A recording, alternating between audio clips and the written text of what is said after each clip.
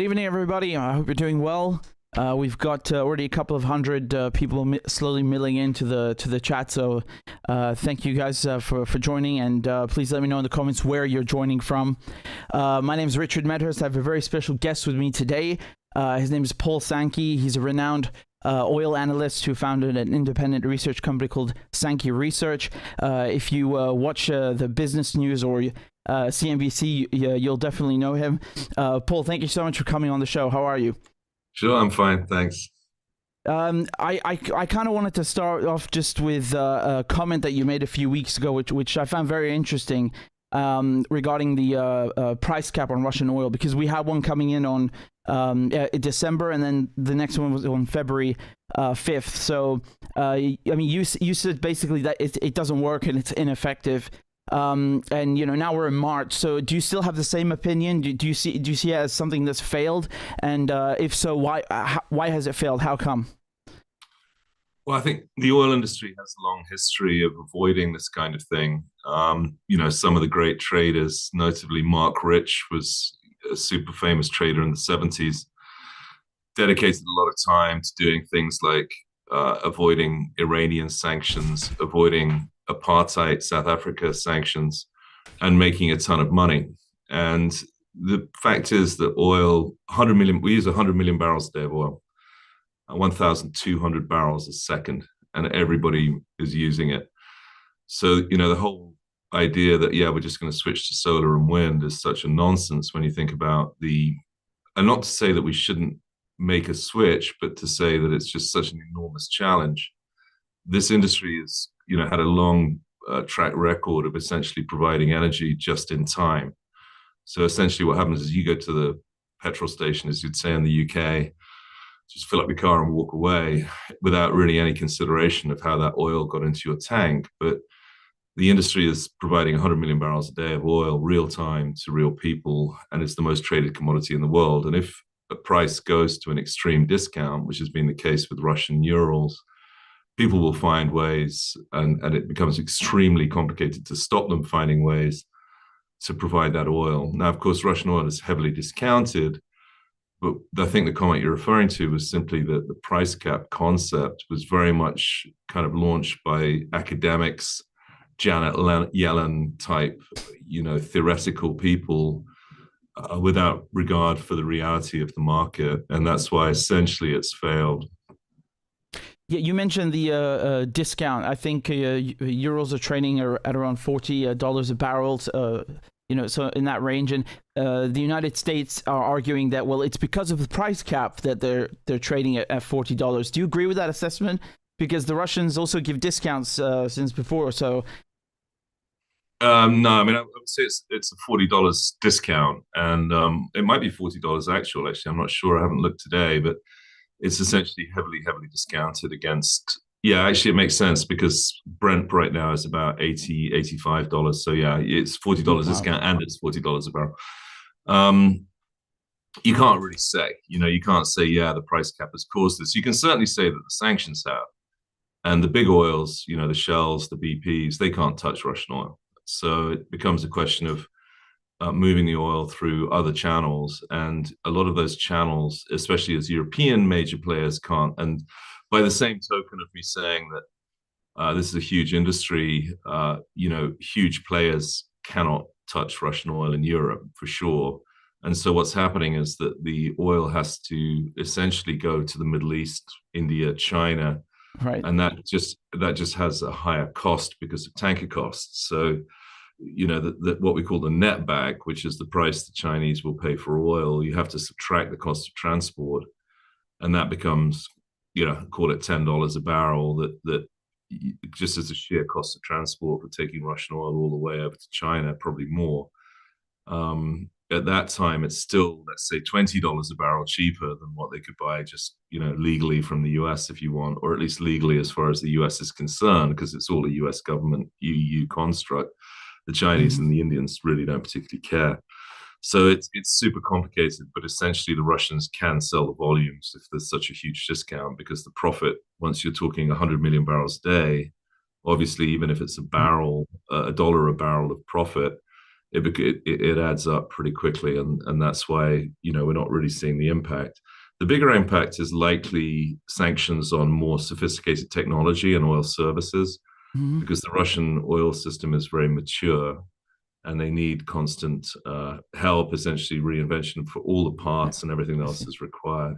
And of course, the wildcard one, Richard, is the blowing up of Nord Stream, which Yeah. obviously what we're seeing is a huge impact on Russian gas deliveries into Europe, 90% lower down, total collapse.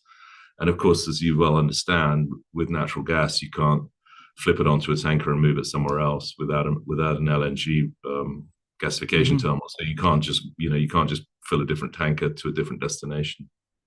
Yeah, that's something that I've pondered about, because you need these terminals to accept liquefied natural gas. So what is Europe going to do now that there's no Nord Stream 1 and Nord Stream 2? As you mentioned, it's gone down by 90%. What is the solution? Because what we're seeing is that the Russians, they can turn to the Chinese and the Indians to sell their oil. They can find other customers. What does Europe do in this case? I've seen they're reopening coal plants and saying, well, maybe nuclear is not a bad idea after closing down the plants in Germany. So we've seen a lot of backpedaling. Yeah, we have, and you can argue that the whole move to low carbon was overly dependent, massively over dependent on Russian gas. Hmm. Essentially, you need gas to offset the interruptibility of wind and solar, and so wind and solar are kind of cool. I mean, solar I always think is a bit ridiculous because it's made essentially by forced labor and coal-fired power in China. That is to say, the polysilicon that is the key ingredient of a solar panel essentially is made by forced labor in China using coal-fired power. So it's a bit of a myth that this is hugely environmentally friendly. Wind kind of is, although we do worry about the decline of performance in wind power, and a lot of other issues to do with, for example, in Germany, all the wind power is in the north. You need the power in the south, and now the Germans don't want transmission lines. And then, of course, they made the really stupid decision to shut down nuclear, which doesn't make any sense when you're trying to be a low carbon economy.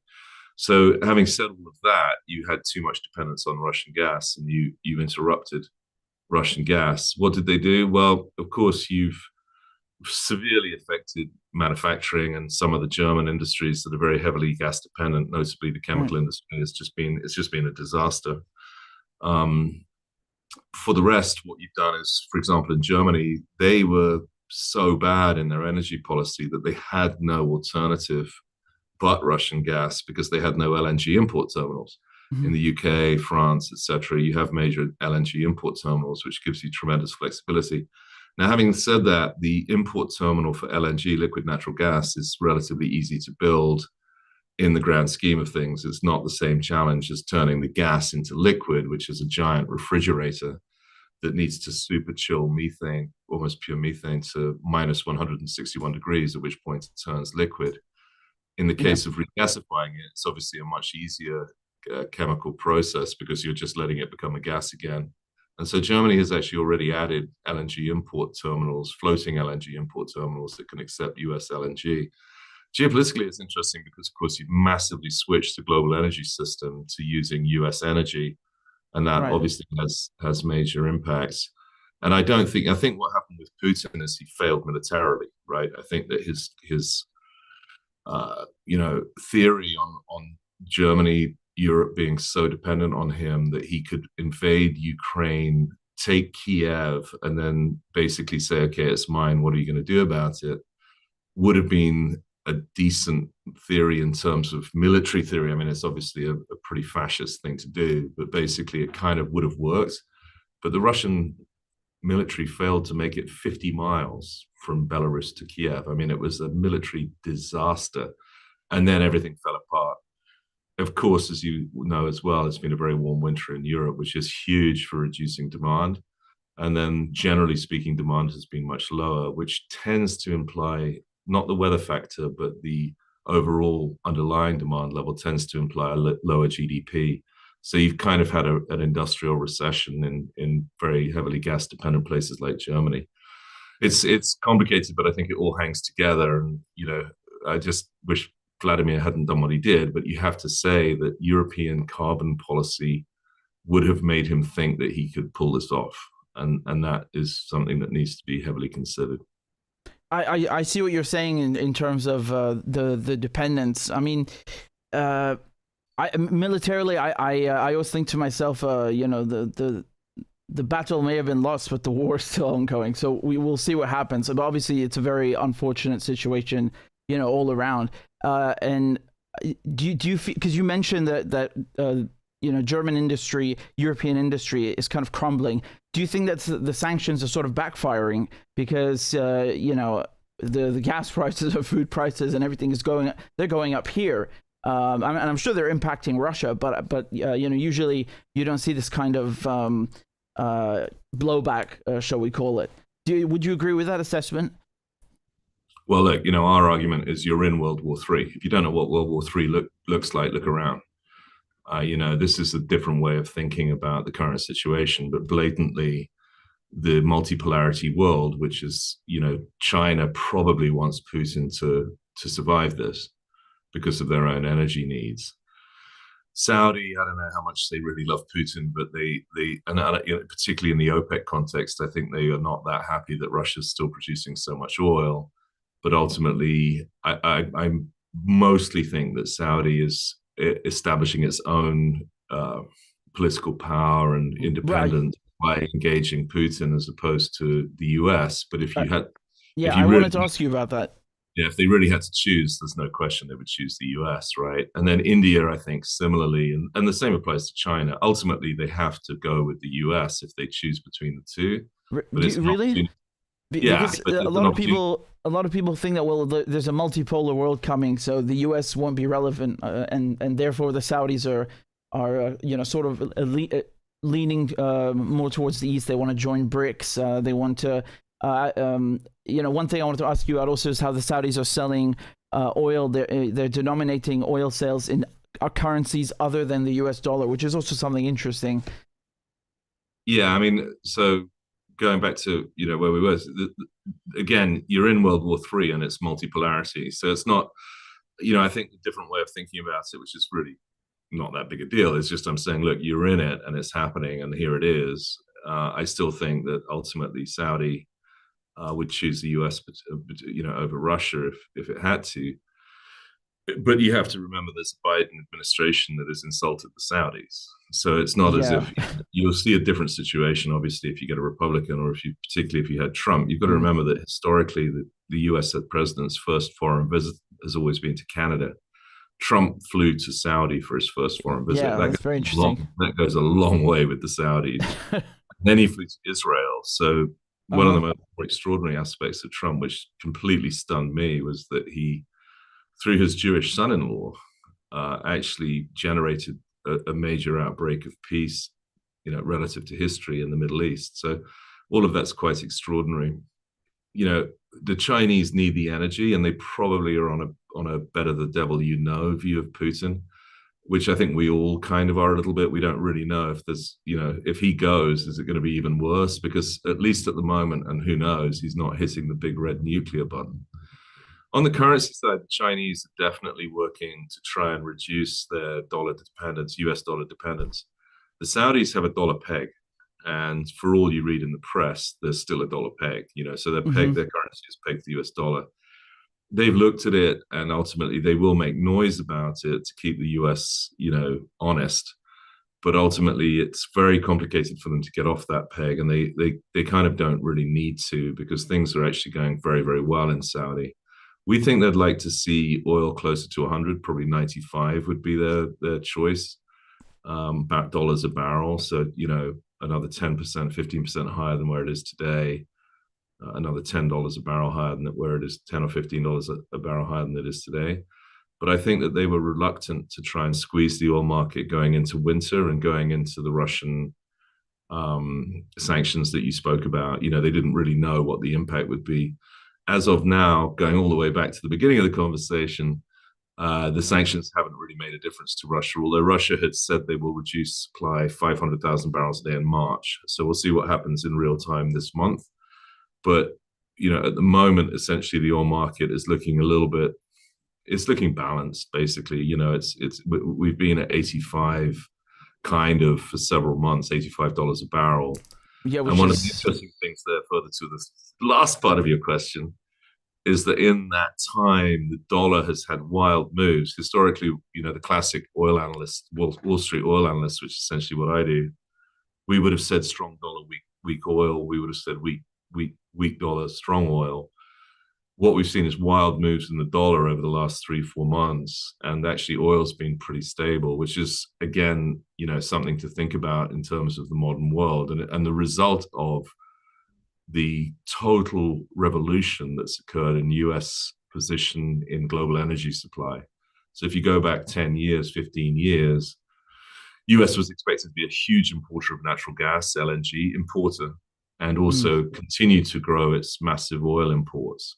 You go forward 10 years to today, and the US is the largest LNG importer in the world by far, and will be getting bigger, and also is essentially net neutral on oil, actually a net exporter of oil. So that's the total revolution, which goes a long way to explain the strength of the dollar and also the disconnect between the dollar and oil, because historically, you would have said it, with the US heavily import dependent on oil and gas, where the dollar goes is where energy, particularly oil and gas prices go. Now, the US dollar has really disconnected, in my view, from oil. Watch for China, though. You make a good point, because China, I think, does want to get off the dollar if it can. And I think they do denominate deals with Russia, for example, in non-dollar currency. Yeah. Yeah, you kind of answered my question. I was going to ask you what you think about the status of the so-called petrodollar, or just in general, the dollar relating to oil. You mentioned the Abraham Accords. I mean, I've been a very big critic of that, because they never really involved any Palestinians in it. But it's, I wanted to ask you, just the last question, if it's okay, Paul. When it comes to the United States, we've seen them approaching Venezuela with Chevron trying to maybe give them some exemptions or waivers to continue their business, which they dropped after the sanctions regime. That we've also seen them trying to get oil from the French and other European countries trying to get gas and oil from Algeria and so on. I mean, do you see that as a sign of desperation, or it's just smart thinking, or how does it look for Europe? Because some people are arguing that Europe is going to be deindustrialized, and the United States is set to benefit from all of this.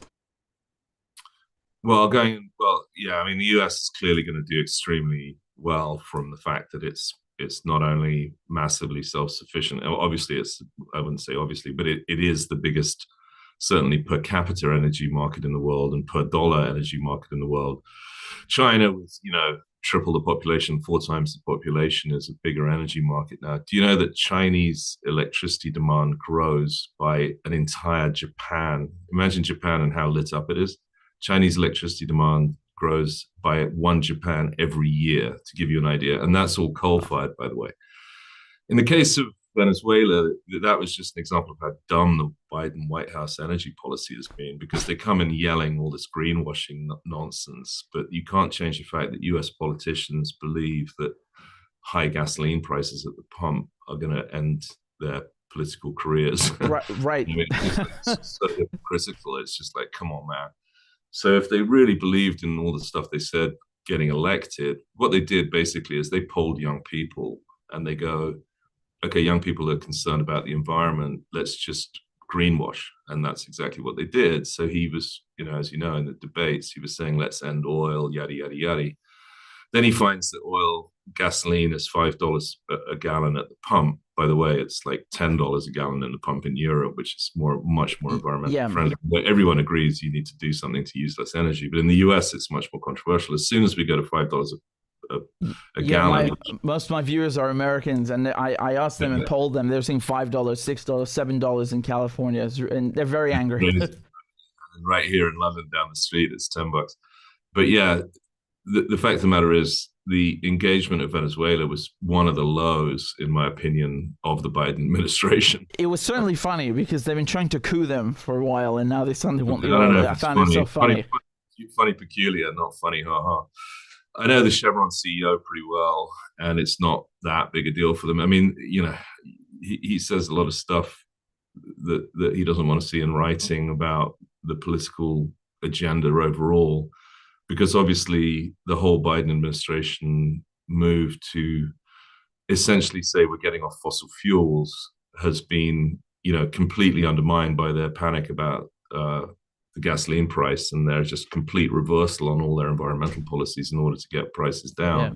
If you genuinely want to be less emission, more environmentally friendly by extension, you don't lower the gasoline price in the US. The US gasoline market is 1 in 10 barrels used in the world, right? It's 10 million barrels a day, just US gasoline. That's just wow. US cars. That's 333 million people out of 8 billion using 1 in 10 barrels just to drive pickups with nothing in the back. And then you go, okay, we've got to lower the price because you guys are suffering. It's like, okay, fine. If you're, in a more sort of humanist approach to energy in terms of we've got to live through this and we should make sure that everyone has enough energy, lower prices are better for humanity, worse for the environment. But if you're going to come in on an environmental agenda and try and say, okay, humans can save the world, which in itself, by the way, is egotistical nonsense. And by doing, by reducing emissions, we'll save the planet, which again is just total nonsense, but whatever, run with it. It was a policy that made no sense. And probably the most egregious moment was when they said to Chevron, go back into Venezuela, which, is, I don't know how you want to describe that regime, but it's been a failed state as a result of Chavez and then Maduro. And well, the sanctions certainly don't help. Let's put it that way. Well, I don't know what helps Venezuela right now. I mean, one question for you is, how many failed states have you seen recover and become operating states again post-war? You can say Germany, Japan, after the Second World War, were failed states that actually then had huge success. There's almost no example of a failed state post-war that's actually come back, other than arguably Chile. Well, they had the Marshall Plan for Germany, but in the case of Venezuela, the sanctions are hitting them pretty hard. I mean, no matter what you think of the government there, no one's saying they're angels, but the sanctions really do a number on them. I don't think even if they want to, it's so difficult to reintegrate. And Venezuela has the largest oil reserves in the world, right? So, right. And they're producing, out of the largest oil reserves in the world, they're producing somewhere around 500,000 barrels a day. So they have more reserves than Russia, Saudi, or the US. This is what's so interesting is that, as you mentioned, Venezuela has the largest oil reserves. Iran and Russia have the largest gas reserves. I mean, what do you think is going to happen in terms of, all this manipulation of these giant energy reserves? Don't you think there's going to be some sort of conflict or hopefully agreement, But usually it's conflict instead of diplomacy. Well, as you can see in Venezuela, one of the challenges is that these failing states like Zimbabwe or South Africa, basically it sort of just keeps getting worse and you don't get a resolution. As I say, I haven't seen one turn around and come roaring back with democracy and good GDP growth. It's essentially arguably a failure of the civil service. I think that's what people underestimate in places like the UK and arguably the US. They get very frantic about the political nonsense that you read about and see about, but they forget that there's a very strongly operating civil service, tax collection, just the operation of the entire state is very well done by arguably independent people. And then you've got these politicians, particularly in the UK, just kind of talking nonsense and seemingly the whole place is in a crisis. And then you fly into London and you find that, border force are protecting the borders and you can buy a loaf of bread with no issues. It might be a little bit more expensive, but it's not as if there's no bread in the stores. In Venezuela, there's no bread in the stores. It's totally failed. Well, I had trouble finding cooking oil and some other things. I'll say that. So I felt the sanctions were giving a lot of blowback from the sanctions in Europe. Relatively from what your expectations are, sure, but it's not like there's no food in the supermarket like in Venezuela. You know that you, yeah, I mean, sure, from the previous level of what we call peak cheap energy, right? So essentially, you had this long period where energy was extremely cheap and secure, and you never had to think about it. You know, it was interesting. I was talking about the Permian in a note I wrote for my firm last Saturday about the deterioration of marginal well performance in US oil, which is huge. And the line that we were saying is that the Wolfcamp interval in the Permian alone produced 2.5 million barrels a day of oil supply growth over the period 2010 to 2021. The next biggest growth was in Canada from 2 million barrels a day. So that play alone produced more oil growth than any other country in the world. But the US still needs to import some despite that. Yeah. Well, it's a question of quality, but there it is. I mean, the scale of what that play has done has just been absolutely enormous. And the problem is now we're looking at a situation where it's not performing as well as you might hope going forward. But anyway. Last question, Paul. I don't want to keep you too long. In terms of the Chinese and the Saudis and the Indians, denominating oil sales in currencies other than the dollar, isn't that good for them in terms of veering off to a multipolar world? And they're also bringing in Russian oil into Dubai and India, and slapping a new label on it, and then Europeans and Americans buying it. Right? Isn't that what's happening also? It is, but you've got what you call the currency of last resort, which is what do you want to be owning at the end of the day? You want Indian rupees or US dollars? And that ultimately, if you think it right through, pertains to who has the biggest and most powerful military. And it certainly doesn't seem to be Russia. So you can take rubles if you want, and that's a punt. But ultimately, everything points towards the fact that the US dollar is going to remain the currency of last resort. Is it going to be a sort of highly inflationary environment because the politicians just keep printing so many dollars? It's crazy. Yeah, it's probably going to remain a pretty highly inflationary environment. But one interesting thing is you're now looking at owning gold, for example, with zero yield, right? Or the US dollar with 5% yield, with the biggest military in the world behind it, with the biggest, probably arguably, depending on how you look at it, the biggest economic democracy in the world. I don't know, maybe you want to own dollars instead of gold. There's a lot of people on Wall Street that are very worried about US debt, needless to say. And so, you can see a declining value of the dollar.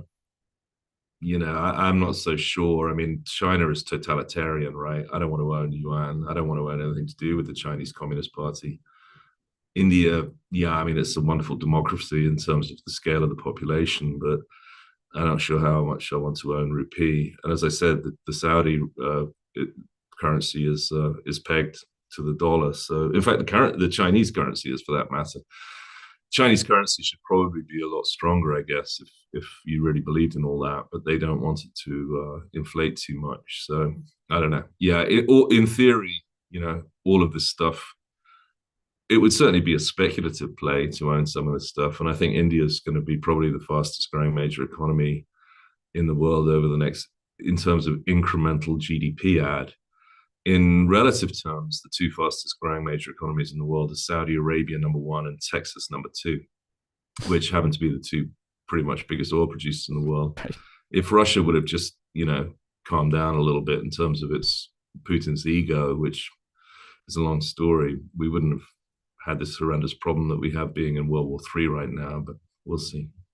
Well, I think if we were in World War III, we wouldn't know it because of the nuclear threat. Obviously, I hope it doesn't get to that. But one book I recommend at the moment actually is Chip Wars, which I think it's a brilliant book that I've recently read, and it was interesting that the author was at CERAWeek, which is the big oil conference that's going on in Houston right now with all the major CEOs, CEO of Aramco, CEO of BP, CEO of Exxon.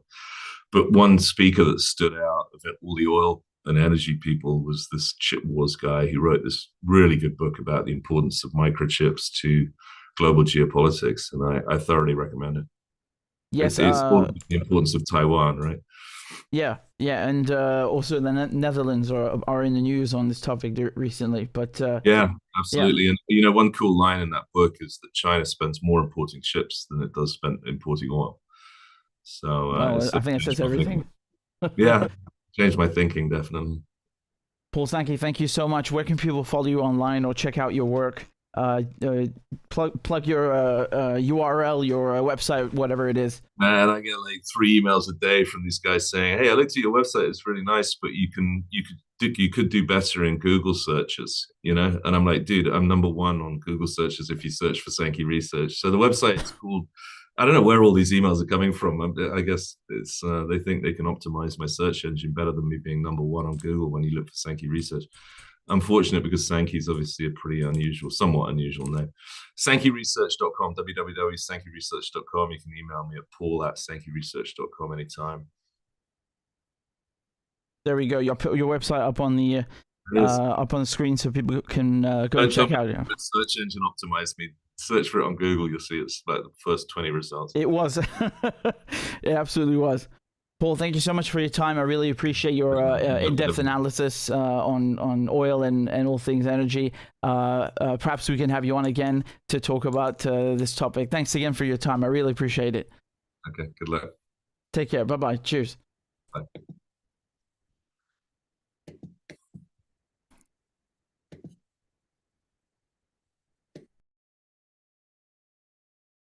Right, guys. So that was Paul Sankey, and he's. Give me a second. I'm just trying to close this out and get finished with it.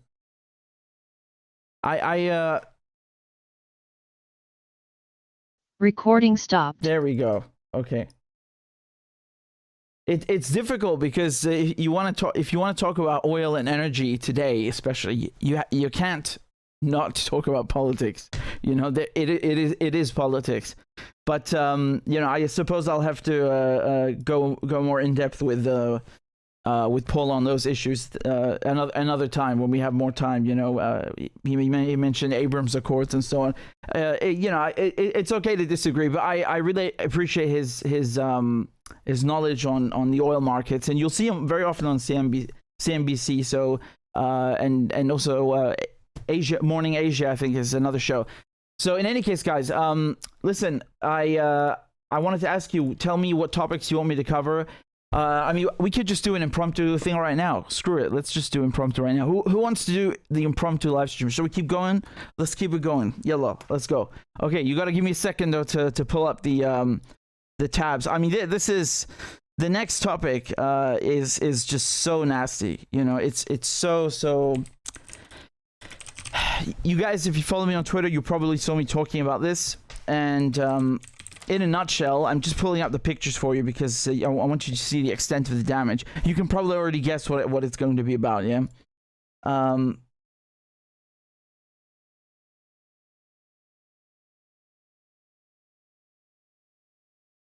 So, okay, let me just record. Give me a second.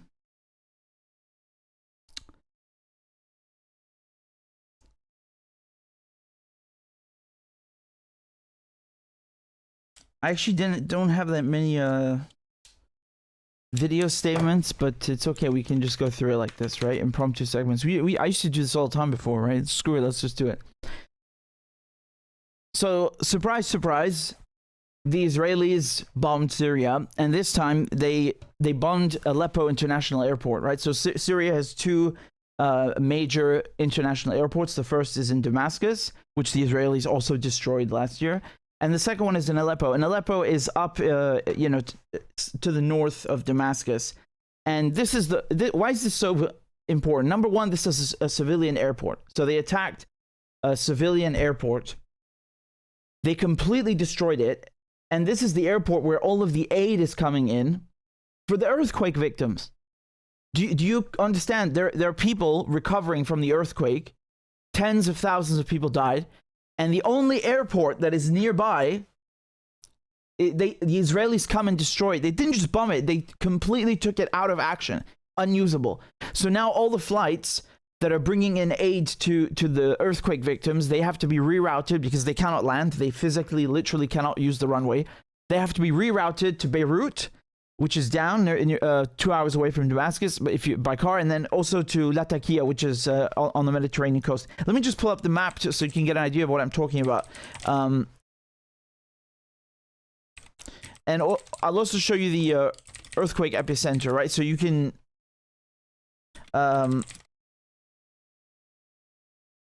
yeah, so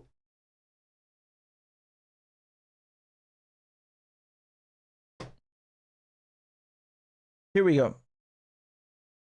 I don't know if you guys can see that.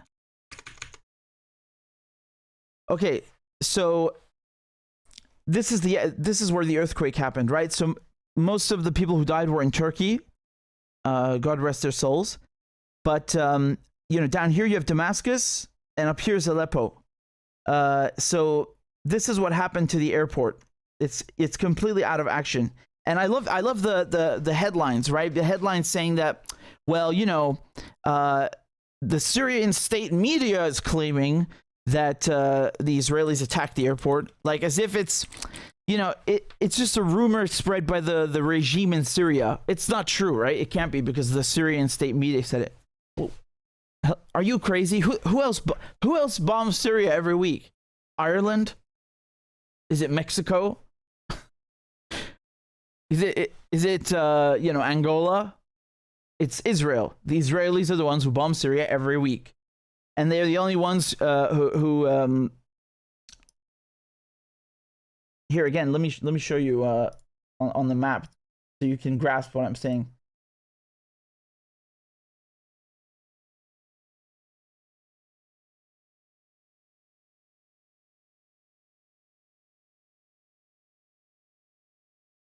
You see that? So here's the earthquake. That's the hardest hit, but the whole area here, and you see Aleppo is right there. This is Aleppo. So it's the only airport that's actually close enough to help people in Syria. They took it out of action. That's it. And look at the headlines. Look how disgusting they are. I mean, if you just Google it, look at this. So this is AP News. Syrian state media: Israeli strike damages Aleppo airport. And here's the Washington Post. Syrian state media: Israeli strike damages Aleppo airport. Syria, this is Times of Israel. Syria and Iran accuse Israel of double crime after jet strike.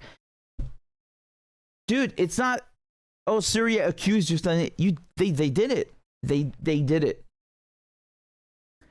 I'm sorry, unless you know, some other entity started bombing Syria's airports, you know, just with common sense, you know that it's the Israelis. You can tell from the ordnance, and you can tell also from the precision. I'm not saying this because, you know, they like to hype themselves up. They'll try to brainwash you in the media and video games and be like, oh, the Mossad, oh, they're the best. Oh my God, the Israelis, cyber warfare, oh, they're the best. They have the best units. That's just propaganda. They want you to think that they're the best, and that's not to say that they're not effective. But my point is that when we go and look at the Damascus airport, the runway, and how they damaged it, they purposely hit the runway in equal increments, so 3 equal increments, and you can see that right here.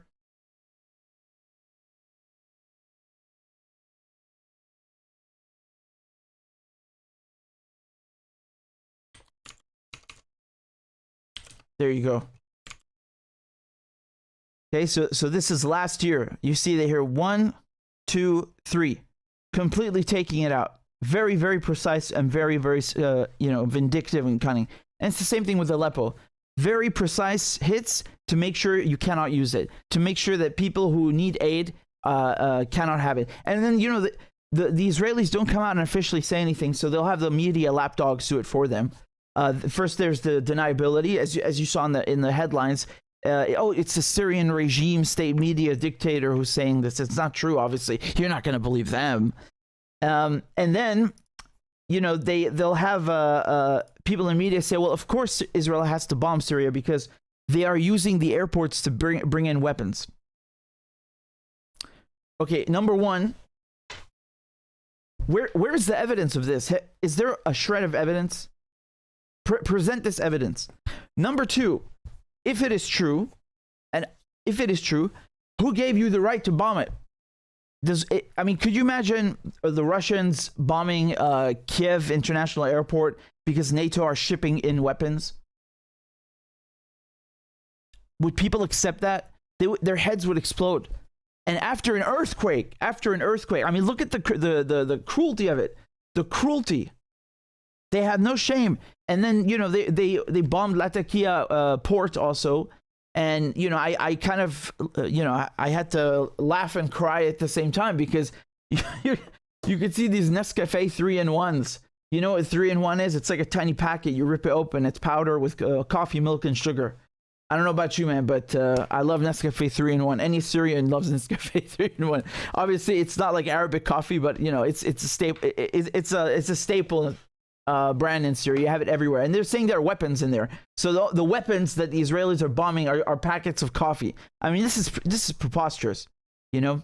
And again, the other point that I would make is that let us say that there really are weapons coming in.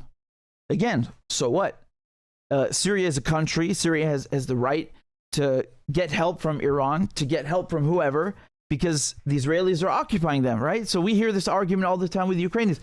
We have to give the Ukrainians jets. We have to give the Ukrainians helmets. We have to give the Ukrainians intelligence. Why? Because the Russians are occupying their country. They understand international law perfectly when it comes to Ukraine, right? They swallowed the goddamn Geneva Convention and the Hague Convention and the UN Charter. And then when it comes to Syria, they're like, who cares? Who cares? Who cares about the earthquake victims? This is despicable. This is really disgusting. And once again, I point your attention to the headlines and the framing, right? How they make it seem like, oh well, it's not real. It's just Syria and Iran accusing Israel. This is not reporting, man. It's not, you're not doing gossip. If you were talking about something that the Russians did in Ukraine, you wouldn't say Ukraine accuses Russia of XYZ. You'd say Russia did this. You know, you report the issue. You're not relaying statements. I mean, it's just, I don't even know what to say anymore, man. I don't even know what to say anymore. Really just, I'm just going to show you here again on the map. Man, every one of these maps is different. I'm trying to get all the cities on there for you. Let me just switch over to the interactive one. Hold on.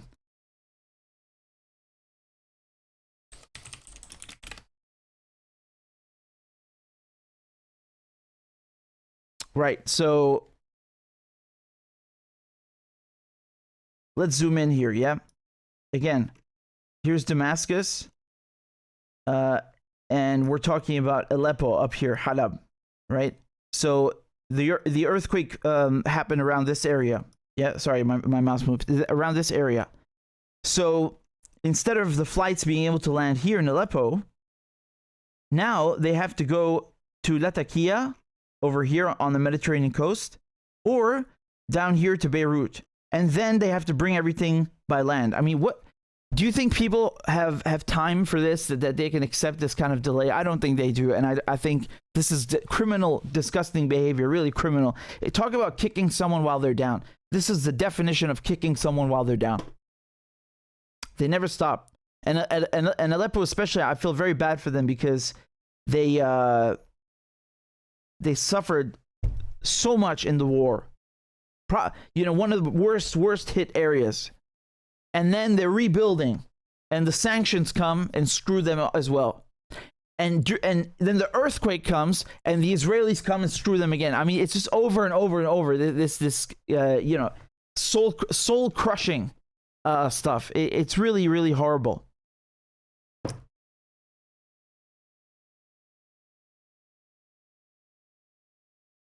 Let me see, what else did we have? Man, I need to drink something. Hold on, give me a second. I'm thirsty. Let me see what other topics we have. Maybe you can enlighten me in the comments while I drink. Where are you guys tuning in from? We did not do roll call. Roll call. Everybody, come on. Tell me in the comments, where did you tune in? Where are you tuning in from?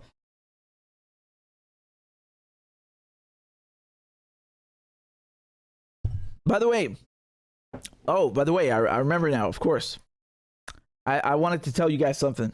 There we go. Chicago, Michigan, Morocco, El Jazair, Ohio, Canada, the Soviet Union, Nottingham, South Africa, St. Petersburg, Texas, Bulgaria, Martha's Vineyard, Milan, Canada, California, Argentina, Queens, New York, New Mexico, Toronto, Ireland, Oklahoma, Scotland, Canada, Argentina. Bring it in.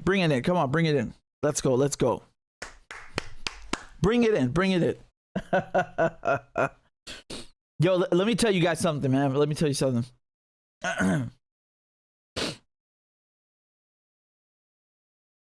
So I was at this No to NATO, No to War rally, and I gave my speech a few days ago in London. And let me tell you something. It was really invigorating and energizing to meet all of you guys afterwards. Like every second there's somebody coming up to me and saying, "Oh, I subscribe to you on YouTube. Can you give me your contact and let's talk about this issue." And I had a conversation with like every single person. It was so good. It was really good. And some of the people that I was talking with might be watching now. So thank you guys very much. It was a very cool meeting. It was very nice, and I hope to do it again. By the way, the speech will be uploaded in in a few hours, as soon as I stop the live stream, because it's ready to go.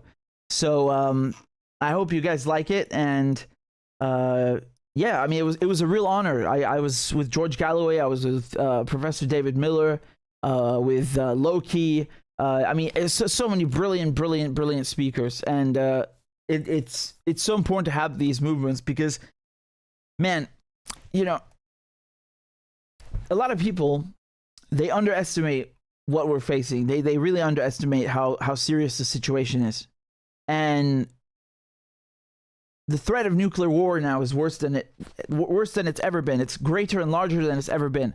That alone should scare you. And I should have nothing else to add. But in any case, you'll watch the speech, you'll see the speech in just a bit on YouTube. But yeah, I just want to say it was really cool meeting all of you guys. And yeah.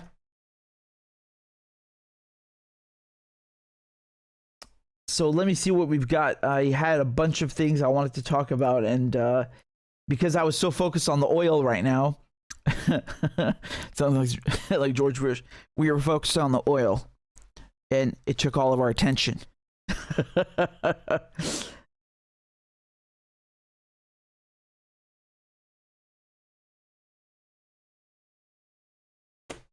You guys are saying in the comments that George Galloway is GOAT, the greatest of all time, that he's great. Oh, I have to agree. I have nothing to add. I mean, George Galloway is a legend. There, nothing else to say.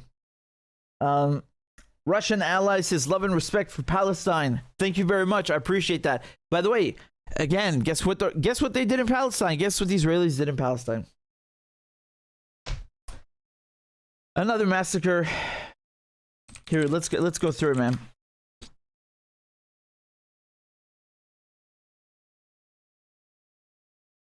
Thank you, Mark. Facebook said A1 impersonation. It's been a while since I did Bush, so it came out.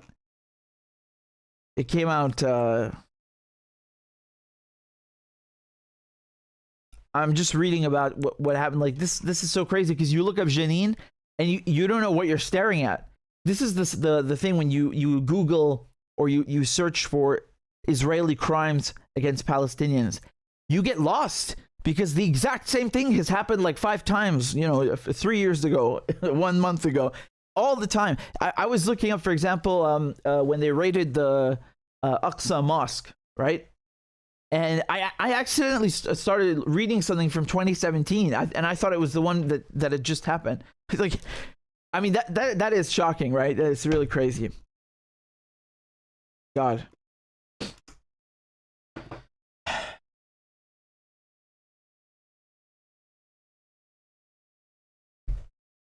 let me see here.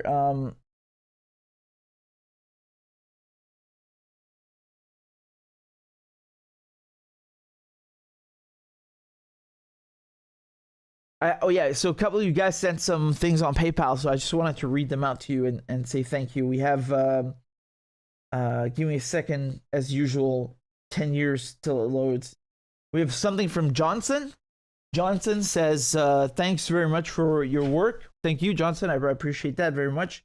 And we also have something here that I just saw from Elizabeth, I think. Yes, Eliza, excuse me. Who didn't leave a note, but in any case, thank you very much, Eliza. I appreciate that. You're very kind. So, by the way, before I forget, everything I'm doing right now, this show, if you want to listen to it, because I know some of you might be watching on YouTube, and on YouTube they don't let you lock the phone and continue to hear the music. The phone must be unlocked in order to hear the audio. So. Everything is on Spotify. It's on Apple Podcasts. It's on Anchor. Where do you guys get your podcasts? What website? What provider? If I go to Spotify right now and I search for podcasts, you'll find it. It'll show up. You just type Richard Medhurst podcast and it'll be there. So.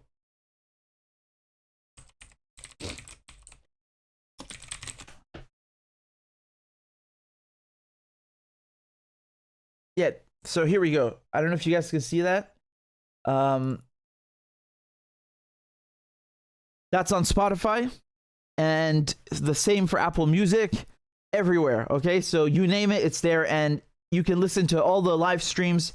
When you're in your car or whatever you're doing. No matter what you're doing, you can listen to them on audio, because I thought a lot of people might not be able to. Mahmoud says, I recently asked ChatGPT if it is wrong to sanction Syria after an earthquake, and it said the issue is nuanced since Assad gassed his own people. Well, yeah, I agree, because Assad gassed his own people, we have to starve his own people to finish the job, right? That makes sense, right? What kind of logic is this, man? I mean, it's their logic.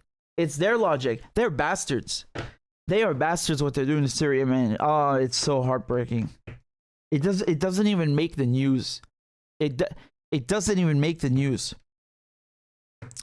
We have a lot of work to do, my friends. We have so much work to do. Our society is sick. Our society is sick and brainwashed. Our society needs help. Our society is drowning. There is no society. All we have is individualism and capitalism and consumerism and war and hate and anger and imperialism. This is not a society. This is not a civilization. This is the opposite. This is the opposite of civilization. Just because you got nice, you have a nice iPhone, or you have a nice computer, or you got some nice kicks. You're fresh. That you doesn't mean that you have civilization, because the behavior is what matters the most, right? And it's not people's fault. It's not people's fault. It's the government's fault and the media's fault, who are one and the same. Corporations, media, government, intelligence agencies. One and the same. These people are sick. They're evil. They're brainwashing us. They are sending us to murder other people and then come back and murder ourselves. This is sick. This is sick. This is sick. They care about... They brainwash you into caring about Ukraine because it's a war between the United States and Russia. It's a proxy war. It's NATO against Russia. They've been trying to do this for ages.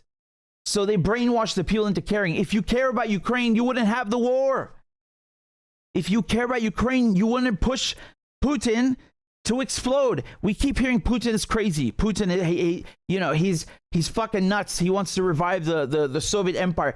Then why the fuck do you give him a reason if he's so crazy? If he's on edge, if this guy is a lunatic, why do you go and provoke him?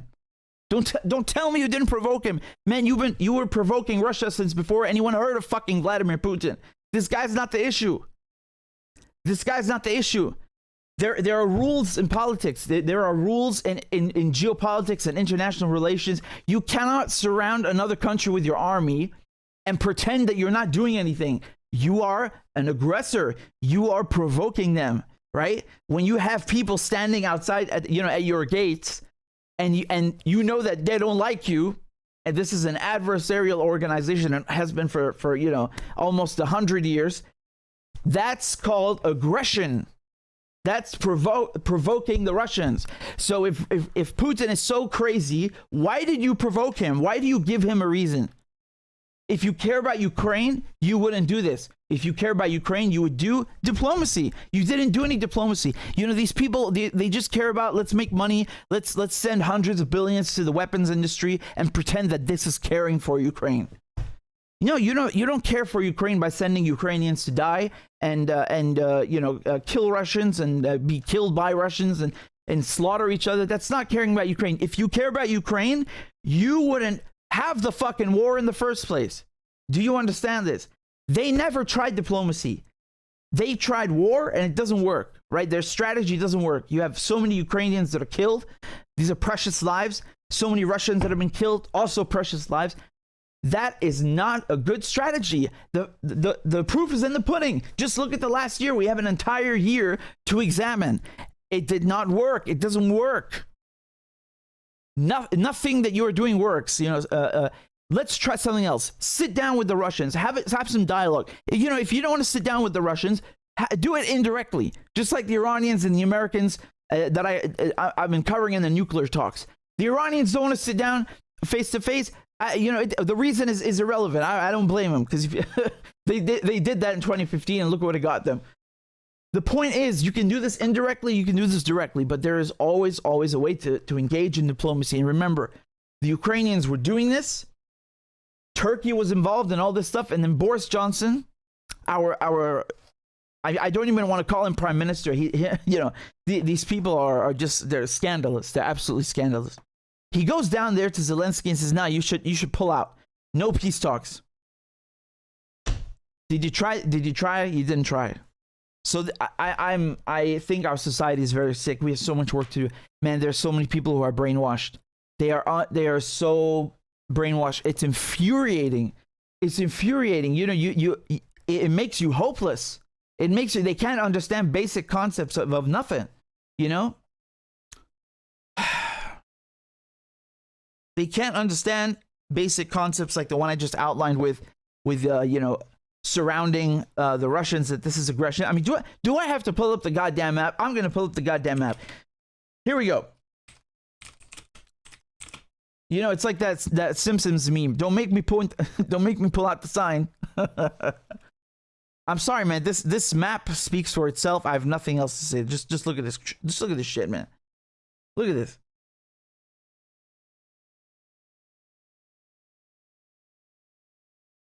Ridiculous.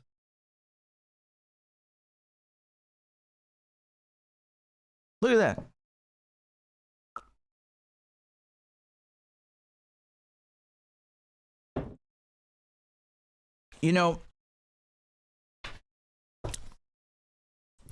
I hate to say this, but if I were sitting in Putin's chair, I don't think I would have kept my cool this long, right?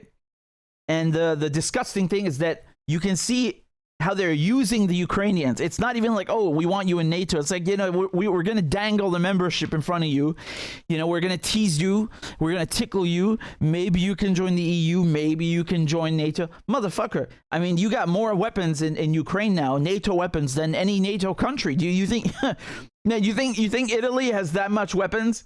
Ukraine is the epicenter. They don't qualify for NATO yet. You see, they don't have to. They don't have to, because the United States made sure that they are in NATO indirectly, and they're pissing off the Russians. That's the goal. Look how many countries surrounding the Russians. This is simple. This is so simple. A goddamn child could understand it. Who is moving towards who?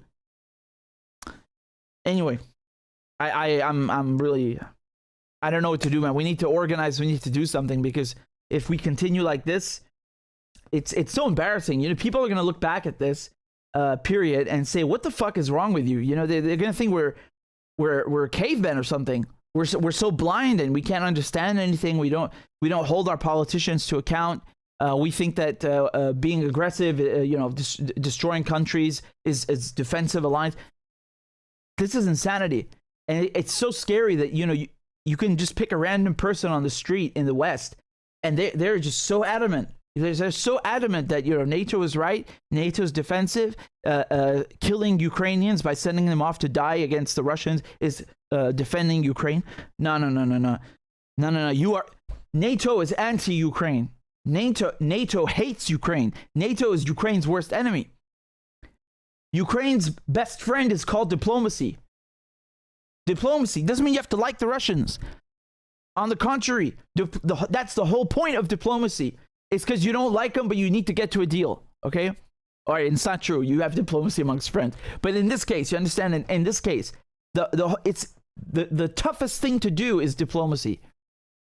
It's easy to send checks to BAE Systems. It's easy to write a check to Raytheon. That's easy. It's paperwork. That shit, it's Biden signing a goddamn paper in his office. That's something a clerk could do. No disrespect to clerks, right? I'm just saying he doesn't have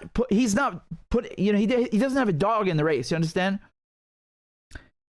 Biden is not sending his kids off to die there.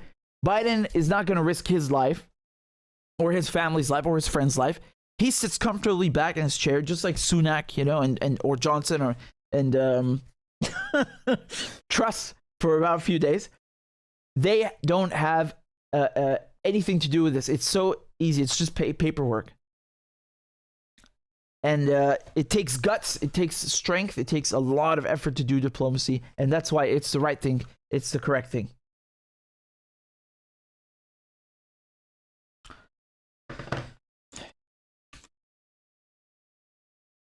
Give me a second, y'all. You just give me 1 second, okay?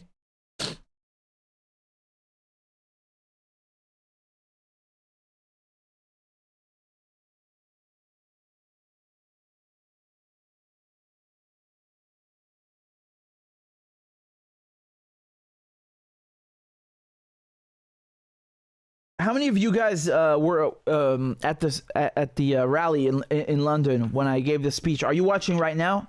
Maybe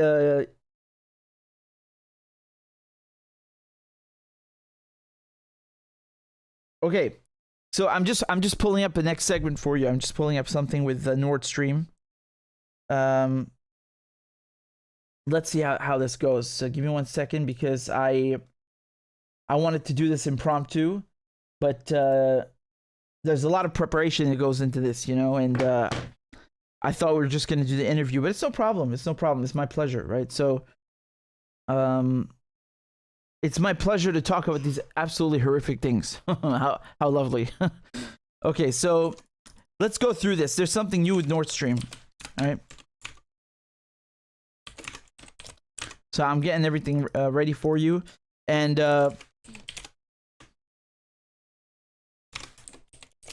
I'm just looking quickly in the comments. Were any of you in London?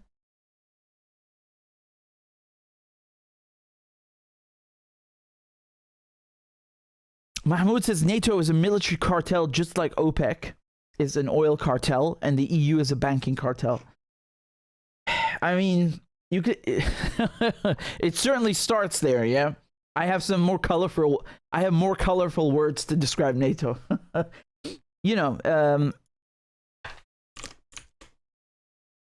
All right, guys. So let's. I'm gonna plug the show again.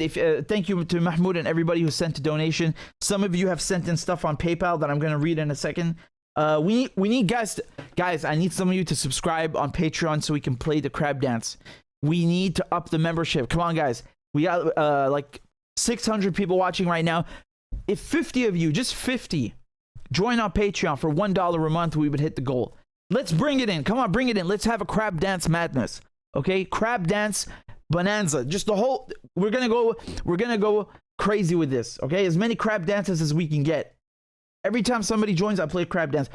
The Patreon is patreon.com/RichardMedhurst. Klaudia is putting a link in the chat, and Man, listen. All you got to do is donate $1 a month or $2 a month. That's it. That's your duty. Well, not duty, but that's your playing your part in supporting independent journalism. My duty is to rally you. It's to get you guys to wake up and help other people wake up. So, you know, to build that movement. And I need your support to do it. You know, I don't have any sponsors on here. There's no goddamn Squarespace ads or whatever in the middle of the video. It's just I need help from you guys to keep doing with this. And here's the Patreon. I'm going to pull it up on the Okay, that's not the Patreon. That's NATO. The wrong one. Okay. Do not donate to that. Yeah, here it is. Here it is, man. So these are just examples. You can click anything you like and put any amount you like. It asks you anyway. So as soon as somebody joins, I'll play a crab dance, okay? Let me prepare the next segment. We're going to talk about Nord Stream in a second, all right? So don't go anywhere. We're going to talk about Nord Stream. I am once again asking for your financial support. A is for all men and women created by you know the thing. B is for I'm beginning to see why your wife left you. C is for Corn Pop was a bad dude, and he ran a bunch of bad boys. D is for Don't worry, I'm so serious. Children, I love to hear them. E is for Excuse to walk by the dealer and say, no, I'm not going to be a mule. I got something to do. I got to go do boom, boom, boom. F is for Friend, and she's a friend. She's been my friend in and out of public life. G is for Go to Joe 30330. H is for Hairy legs that turn blonde in the sun. And the kids used to come up and reach in the pool and rub my leg down. I is for I'm a Democratic candidate for the United States Senate. J is for Just look at the record. I have President Biden, Vice President Biden. Well, I tell you what, if you look at my record and you still doubt about my commitment, then you should vote for somebody else. K is for Kids jumping on my lap. And I've loved kids jumping on my lap. L is for The lion, dog, face, pony soldier. M is for Make sure the television, make sure you have the record player on at night, the phone. Make sure the kids hear words. N is for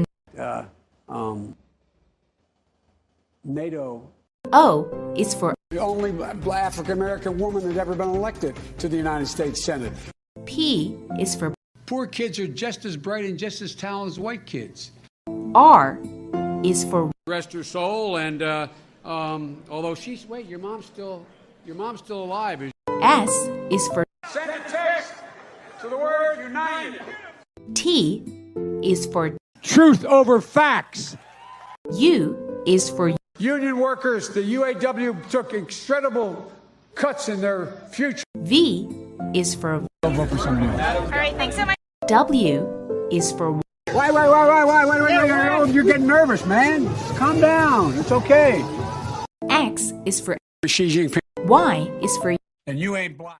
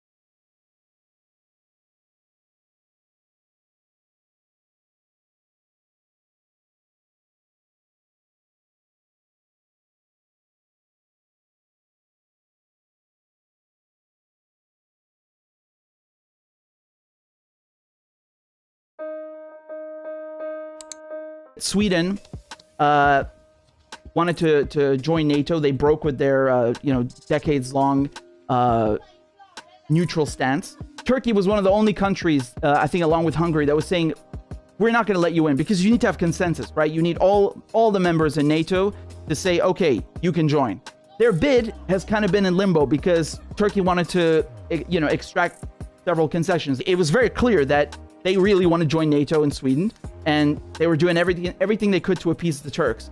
And then this moron comes in front of the Turkish embassy and burns the Quran. I understand that in their point of view, this is freedom of expression, and you're in Sweden, you can do whatever you like. But you have to remember that if you're trying to get Turkey's support, maybe wait until after you've gotten it. I mean, this is just dumb from a diplomatic level. They're doing everything to appease Turkey, and then because of one idiot, they let this go to waste. The Germans and the Americans have decided that it would be a good idea to send Ukraine tanks. German tanks against the Russian. Man, I'm perplexed by this. What do they think is going to happen? Because even if you can train the Ukrainian crews who are used to Soviet tanks to operate British tanks, and then you got to train them to operate German tanks, and then you got to train them to operate American tanks, and that's if they can even maintain the logistical supply line to work with these tanks, to keep them running. What kind of door are you opening now for the Russians to do? I mean, this is very clearly escalation. While Germany and the US are saying, yeah, we're going to give Ukraine tanks, the doomsday clock has been moved to 90 seconds to midnight. So this is basically, it's a measurement of how close we are to the end of the world, to the apocalypse, to annihilating the planet with nuclear weapons, right? And this is the closest it's ever been to midnight, okay? Midnight representing the end. Ukraine's most senior military commander has said that his forces need about 300 Western tanks. Over the last year, NATO allies in Eastern Europe supplied Ukraine with Soviet-era and Russian-made tanks that have been ground down or destroyed in constant fighting. Soviet-era and Russian-made tanks. Now, Ukraine, having been a Soviet satellite state and part of the Soviet Union, it was part of Russia, all of its military personnel being trained on Russian tanks. What do you think they're going to do with American tanks or German tanks, which they are not trained to operate? The Ukrainians know how to operate Russian tanks. That's all they know how to operate. The Ukrainians only use Soviet stuff, right? Until the last couple of years and until now. This is the first major influx of NATO weapons. And again, NATO has been training Ukrainian forces, but Challenger tanks, this is brand new. If they can't even use the tanks that they're trained to use, what makes you so confident they're going to know how to use a Leopard 2 or an M1A2 or a Challenger 2? Man, people train on those things for fucking months and years. Both of these home secretaries, okay, Suella Braverman and Priti Patel, both their parents came to the United Kingdom, and under their own laws as home secretary, they themselves would not have been able to come to the UK, to be born in the UK, and to have a life there. So, like, the hypocrisy is so disgusting, I got what I wanted, I'm okay, I'm secure, I can live in the UK, I'm the home secretary now I'm gonna shut the gates. Now I'm going to screw people that have literally nothing, that are so desperate they're, risking drowning in the Channel or the Mediterranean Sea. People have to resort to risking drowning. They have to resort to, hiding in trucks or swimming across the Channel, if everyone's ever done that, crossing the Channel because of her policies, because she forces people into doing that, right? So you literally have no choice. You have to be in the UK to begin the application. What are people supposed to do? Just teleport, for 5 minutes, write down the form and just get out of the UK? This is ridiculous. She's a liar, just like the one, her predecessor, Priti Patel. Why is Germany reluctant to give the Ukrainians tanks? That's a really tough one. I wonder why. Germany has long refused to send its most potent weapons to countries in conflict, a byproduct of its legacy of starting World War II and World War I. That's horse manure, because Germany does send weapons to countries in war. Saudi Arabia is one of them. So to get around this, the trick that they use is they don't sell the tanks and the ordnance directly to Saudi Arabia. They move it to Italy, and then from Italy they sell it to the Saudis. So they basically just insert a middleman, and that's how they get around this very, honorable principle of theirs, which they never abide by. If you go and you look up the Yemen war, I mean, you're going to see weapons from fucking everywhere. The Canadians have been selling weapons and making money. Britain, the U.S., Australia, everyone. And the Germans are no exception. So I mean, the idea is true, but they fucking send weapons. They goddamn do. They do. Do you see how they move like snakes? Do you see how they move like snakes? They get the media to whisper in your ear, "Oh, don't go on strike. No, don't strike. It'll cripple the economy." Oh. No, it's not, like giving the army 800 billion to fucking bomb, 20 countries. That's okay. That money, we can spare that. But if you go on strike where, oh my God, we're going to lose like 2 billion a day, well, we can't afford that. The Pentagon has been audited, I think 5 times now, and every single audit was failed. That means they don't know where the money's going. The Pentagon is like a black fucking hole that sucks trillions of dollars, and the government doesn't even know where the money's going. I can tell you where it's going. You don't need to audit the Pentagon. I can tell you, me, Richard Medhurst, that money is going towards drug deals, towards arms sales, towards arms purchases, towards CIA fucking budgets and embassy coffee. That's where that shit is going, man. That shit is going to the spooks. That shit's going to the bombers. That shit's going to the paramilitaries. That's where it's going. You don't need to scratch your head. That's where it's going. And apparently that's an acceptable loss. That's an acceptable use of American dollars and taxpayer dollars. But going on strike, oh, that's too much of an inconvenience. That's the fucking point, man.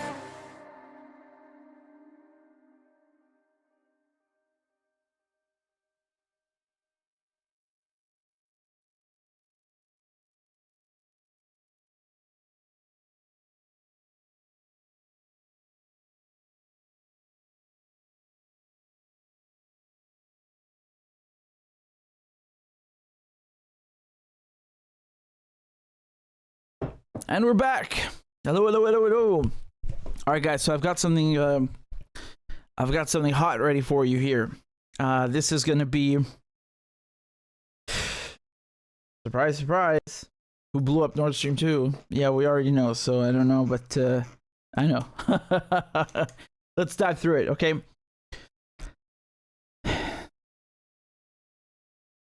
So the New York Times just published an article. And here's the headline. It reads, "Intelligence suggests pro-Ukraine group sabotaged pipelines, U.S. officials say." Wow, you don't say, huh? So we all know who blew up Nord Stream 2 and Nord Stream 1, right? And now, after Seymour Hersh released his investigative piece 2 weeks ago, which was smeared as a blog post, in order to save face, the pathetic outlets who call themselves media and print and think they're doing journalism, in order to save face, they have to come out with this now because the cat is out of the bag. I mean, anyone with half a brain knew last year who blew up Nord Stream 2. But now that Seymour Hersh has published the article, they have no choice but to come out and say, it was a pro-Ukraine group. What the hell does that mean? Is it a football team that likes Ukraine? Is it a book club that likes Ukraine? A bunch of bikers that are pro-Ukraine?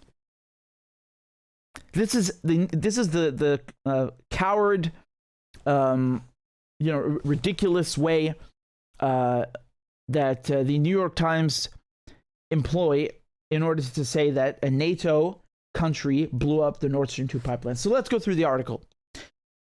New intelligence reviewed by U.S. officials suggests that a pro-Ukrainian group carried out the attack on the Nord Stream pipelines last year, a step toward determining responsibility for an act of sabotage that has confounded investigators on both sides of the Atlantic for months. No, it hasn't confounded anyone. You are saying that to shift the blame and muddy the waters and play smoke and mirrors, right? They make you think it's a mystery, like, we just don't know, man. Who would do that? Maybe Putin? I don't know. U.S. officials said that they had no evidence that President Volodymyr Zelensky of Ukraine or his top lieutenants were involved in the operation, or that the perpetrators were acting at the direction of any Ukrainian government officials. Yeah, I mean, this sentence is completely useless and garbage. Of course they're going to say, well, we had no knowledge. That's how they run these things, right? You get like in the United States, you get the CIA to do your dirty work for you. Yeah, and they hide it from Congress, and they say, oh, yeah, we don't know who it was. So the brazen attack on the natural gas pipelines, which link Russia to Western Europe, fueled public speculation about who was to blame, from Moscow to Kiev and London to Washington. And it has remained one of the most consequential unsolved mysteries of Russia's year-old war in Ukraine. No, not really, but okay. Ukraine and its allies have been seen by some officials as having the most logical potential motive to attack the pipelines. They have opposed the project for years, calling it a national security threat because it would allow Russia to sell gas more easily to Europe. Hold on, man. Let me understand this. I thought the United States and the West were all about capitalism and the free market. And now you're telling me that Russia selling gas to Germany or to Europe, just doing its thing, is a national security threat. Motherfucker, it's not your nation for it to be a security threat. You're in another continent. You're on the other side of the planet. What the hell do you have to do with Germany and Russia? Do these people look at maps? Anyway, Ukrainian government and military intelligence officials say they had no role in the attack and do not know who carried it out. After this article was published, Podolyak, a senior advisor to Zelensky, posted on Twitter that Ukraine, quote, has nothing to do with the Baltic Sea mishap. Okay, the fact that he called it a mishap just proves that he did it. I'm kidding, but I don't know if he's directly involved, but it was certainly a pro-Ukrainian group. Yeah, another way of saying the United States. He added that he had no information about pro-Ukrainian sabotage groups. Yes, I'm sure he didn't. I'm sure. He just happens to be, one of Zelensky's right-hand men, and he just has no clue. He has no idea. I totally believe that. U.S. officials said there was much they did not know about the perpetrators and their affiliations. The review of a newly collected intelligence suggests that they were opponents of President Vladimir Putin of Russia, but does not specify the members of the group or who directed or paid for the operation. U.S. officials declined to disclose the nature of the intelligence, how it was obtained, or any details of the strength of the evidence it contains. Why? I thought it's Russia who did it. Don't you want to prove it to us? Like, you keep saying it's Russia who blew up their own pipeline for some reason. Just show us, man. Come on. For the last month, the United States have been continuously declassifying things and being like, we are so smart and so benevolent. We want to show you what the Russians are doing. Here's this declassified report. Look at what the Russians are doing. But now when it comes to this, you don't want to tell us?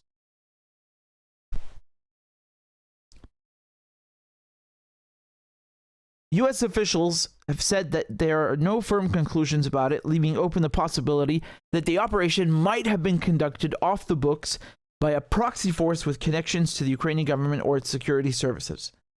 Some initial U.S. and European speculation centered on possible Russian culpability, especially given its prowess in undersea operations, though it's unclear what motivation the Kremlin would have in sabotaging the pipelines, given that they have been an important source of revenue and a means for Moscow to exert influence over Europe. Thank you. Thank you. This is what I've been screaming about for almost a year now. Not only did the Russians pay for the pipeline, they own 51%, right? They spent billions on this, and we kept hearing how Russia's freezing Europe, Russia turned off the gas, Russia's weaponizing energy against Europe. And so all of a sudden Russia doesn't want to weaponize energy against Europe and they just go blow up the pipeline. What? There was no gas flowing through it anyway.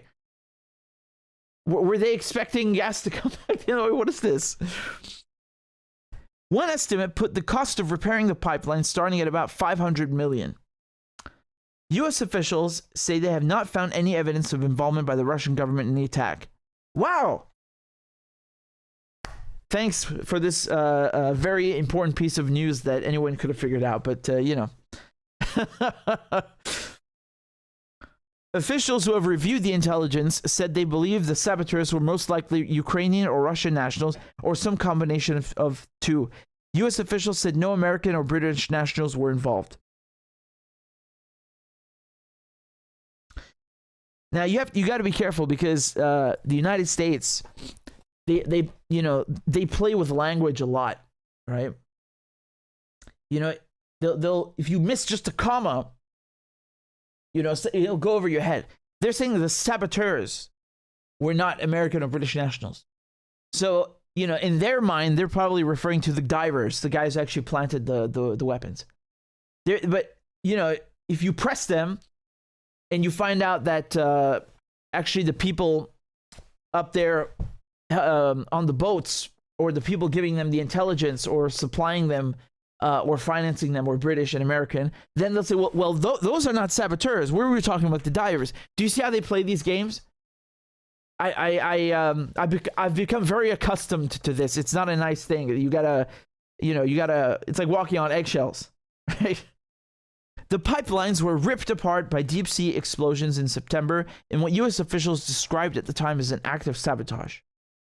European officials have publicly said they believe the operation that targeted Nord Stream was probably state-sponsored, possibly because of the sophistication with which the perpetrators planted and detonated the explosives on the floor of the Baltic Sea without being detected. U.S. officials have not stated publicly that they believe that the operation was sponsored by a state. The explosives were most likely planted with the help of experienced divers who did not appear to be working for military or intelligence services. U.S. officials who have reviewed the new intelligence said this. Now, look, I feel like this is a lot of, obfuscation and beating around the bush. And, dude, when you look at a CIA officer, right, who works in a U.S. embassy, they don't have a goddamn name tag on their desk that says, "Oh, hi, I'm John Doe, CIA officer." They have things like John Doe cultural attaché, right? They'll have all these these random names that have nothing to do with their work as a cover, right? So when they're saying here that they were planted by divers who did not appear to be working for military or intelligence services, I mean, number one, they could be lying, or number two, they could be obfuscating in the way that I just described, where you have people who have a cover but are actually doing this stuff for them. Do you understand? And even if let's say there are divers who are so good, they don't work for the military, they're not in the armed forces, but they're the best, and then they contract them or recruit them to do the job. That doesn't change the fact that it's state sponsored, right? So I would be careful with the language, because it's they try to confuse you and make sure that you don't get who did it. Now let me continue with the article. They say officials said there were still enormous gaps in what U.S. spy agencies and their European partners knew about what transpired. But officials said it might constitute the first significant lead to emerge from several closely guarded investigations, the conclusions of which could have profound implications for the coalition supporting Ukraine. Any suggestion of Ukrainian involvement, whether direct or indirect, could upset the delicate relationship between Ukraine and Germany, souring support among a German public that has swallowed high energy prices in the name of solidarity. You are damn right. You are damn right. And let me say something else. This is not just Germany. Everyone in Europe is swallowing high energy prices in the name of solidarity with Ukraine. And that's why they need to fucking brainwash you and lie to everybody and tell them that, oh, this is not a proxy war. No. We're defending European values. Ukraine is the frontier, right? Of democracy and European values and Western values, whatever the hell that means, and we have to do it. You have to just swallow the high energy prices, right? Just swallow all the propaganda. Be quiet, be a good citizen. Don't be a Russian puppet. I mean, Jesus, man, people are already angry. They don't tell you this in the news, but people are really angry. There were people protesting in London. You had 50,000 people protesting in Germany last week, right? You got people protesting all the time, but they don't want to tell you on the news. And they know the truth. And they're right, what they say here, that if people actually found out about Nord Stream, like it was actually in the mainstream media, right? I mean, if the general public, the majority of them, know what happened, it's game over. You're damn right. Now, U.S. officials who've been briefed on the intelligence are divided about how much weight to put on the new information. All of them spoke on the condition of anonymity to discuss classified intelligence and matters of sensitive diplomacy. Hey, hold on a second. Hold on. I thought that unnamed sources are a no-go. You kept telling us that Seymour Hersh's article is bullshit because he had one source who was anonymous. So what is this now? And by the way, just because he says it's one source doesn't necessarily mean it's one source. I'm confused, man. I've been hearing all week that you can't have anonymous sources because the story is not convenient. That's why. But now when it's the New York Times, you got to trust them. Just trust them. We're the paper of record. We never lie. When we have unnamed sources, you got to believe us. Iraq, Russiagate, everything. So U.S. officials said the new intelligence reporting has increased their optimism that American spy agencies and their partners in Europe can find more information which could allow them to reach a firm conclusion about the perpetrators. It is unclear how long that process will take. Meaning, inshallah, right?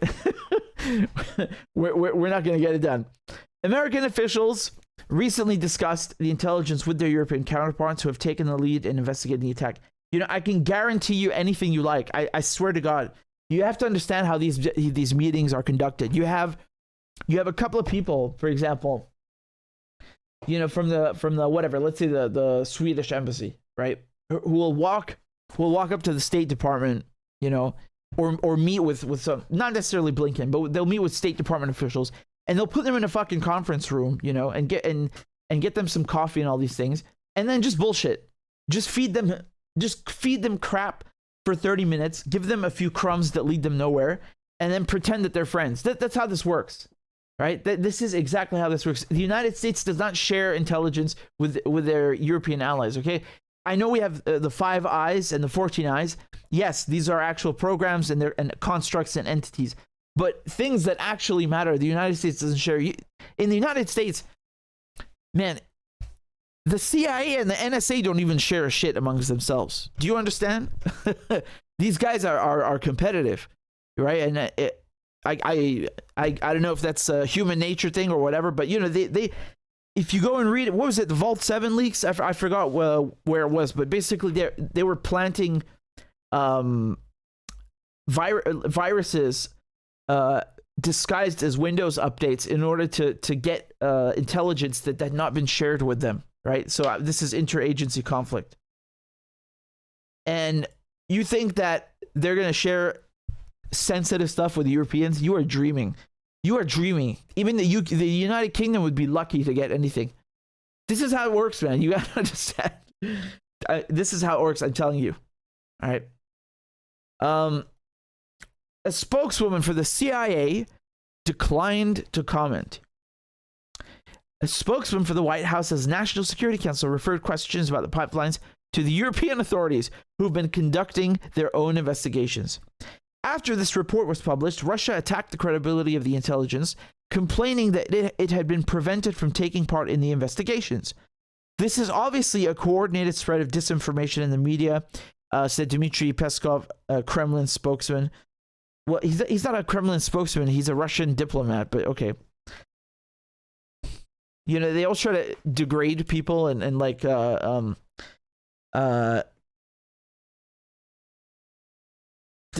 make them seem like, just put them down.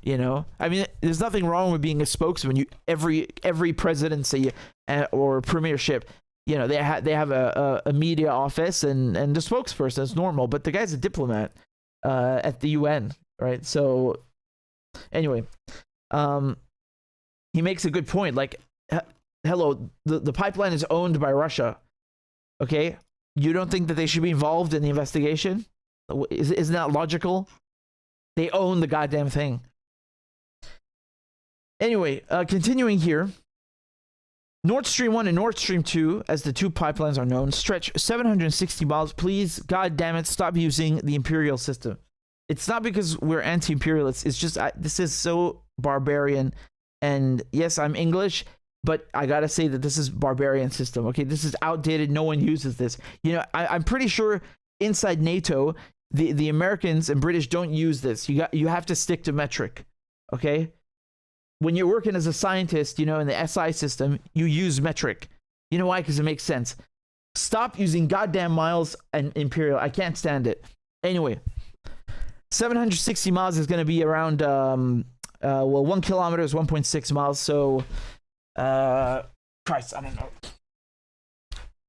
You guys tell me. I'll have a quick guess. I'll say,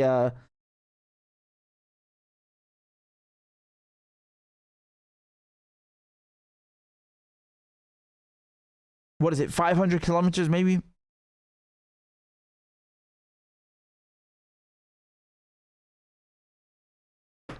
I'm looking at the chat. You guys tell me. No, it's going to be about 1,000, actually. Why did I say 500? Anyway, who gives a crap? So, the point is that this thing stretches all the way from Russia into the Baltic to Germany. Now, I know that it's technically, you know, when we talk about borders, guys, you usually think about borders on a map on the land mass, but the borders also extend out into the sea, right? And this is called the EEA or EEZ. It means exclusive economic area or exclusive economic zone. So it's, yes, obviously the explosion happened in the economic exclusive zone, meaning within the borders of Sweden and Denmark, correct? But Russia owns the pipeline, and as far as I can tell, they've excluded them from the investigation. Now, obviously, every country is going to do their own, but you would think for something like this that, you know, they'd cooperate, but no. You guys are giving me, okay, Mohammed, calm down. I saw it. It's 1,200 kilometers. Calm down. Okay. You see why we should stick to metric? The metric is civilized. I will always make the case for the metric system. Count on me. Okay, so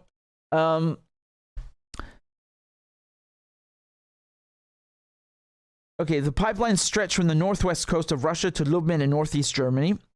Let me just pull that up on a map for you. So I like to. There you go. All right, you see that?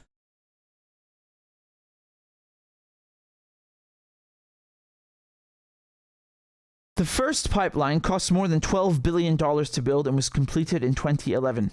Nord Stream 2 cost slightly less than the first pipeline and was completed in 2021 over objections from officials in the United States, Britain, Poland, and Ukraine.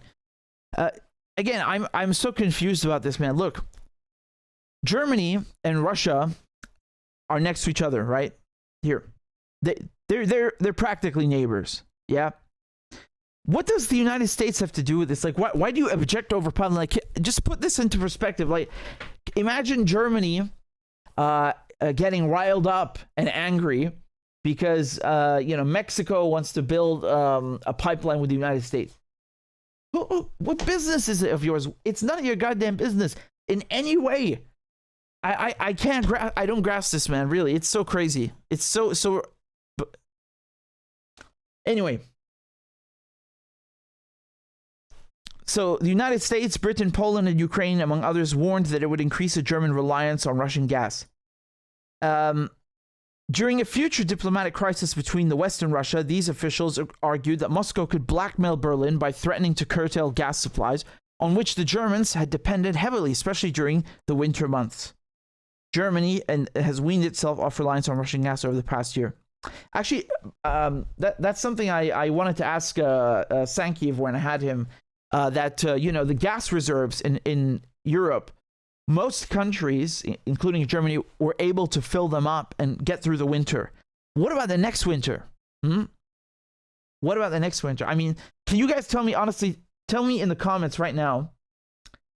How much has your energy bill gone up? How much has your rent or mortgage gone up? I don't even know how much I'm paying extra. I've lost count, right? I made a video. I told you guys the electricity went up like 113% or something like that. And for the rent also, like if you put everything total, I mean, I don't know how this is acceptable. You know, they say in the article people are swallowing higher energy prices. No, they're not. No one wants this for any reason. I mean, they're not obligated to, you know, to dish out like hundreds or thousands more per month in solidarity with NATO. This is ridiculous.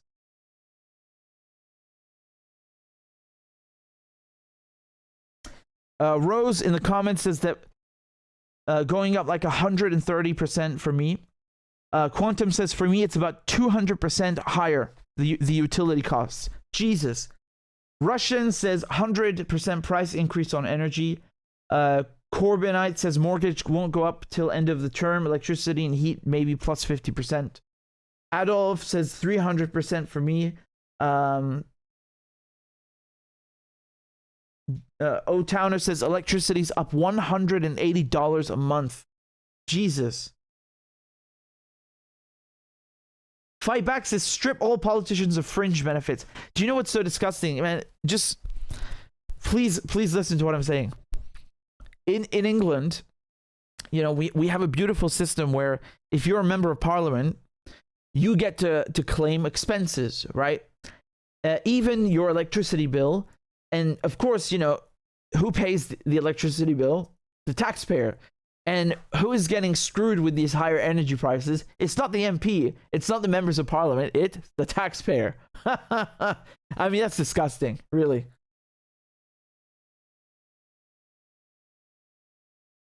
And on top of it, you know, their pays are always increasing, right? Their salaries are always increasing. And for everybody else, it's stagnating. All right, let me get back to the article, okay? It's just there's so much to break down, you know? There's so much to break down. So, so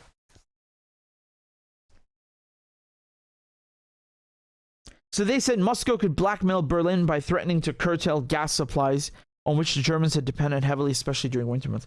Well, let me put it this way, man. Yes, that's true in a sense. It's possible, right? You could do that, yes. But did the Russians do that? No.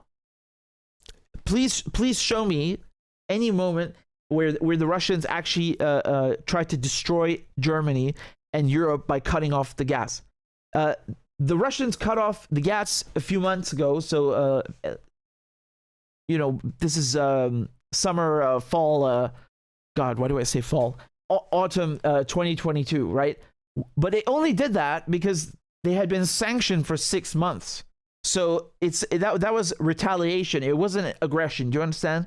And even then, you know, there was always the possibility of turning it back on. They said just lift the sanctions and the gas comes back in. It's the United States that cornered the Russians, that made them turn off the gas, and then on top of it, they blew up the pipeline so that they ruin any future possibility of you know, peace and cooperation and you know.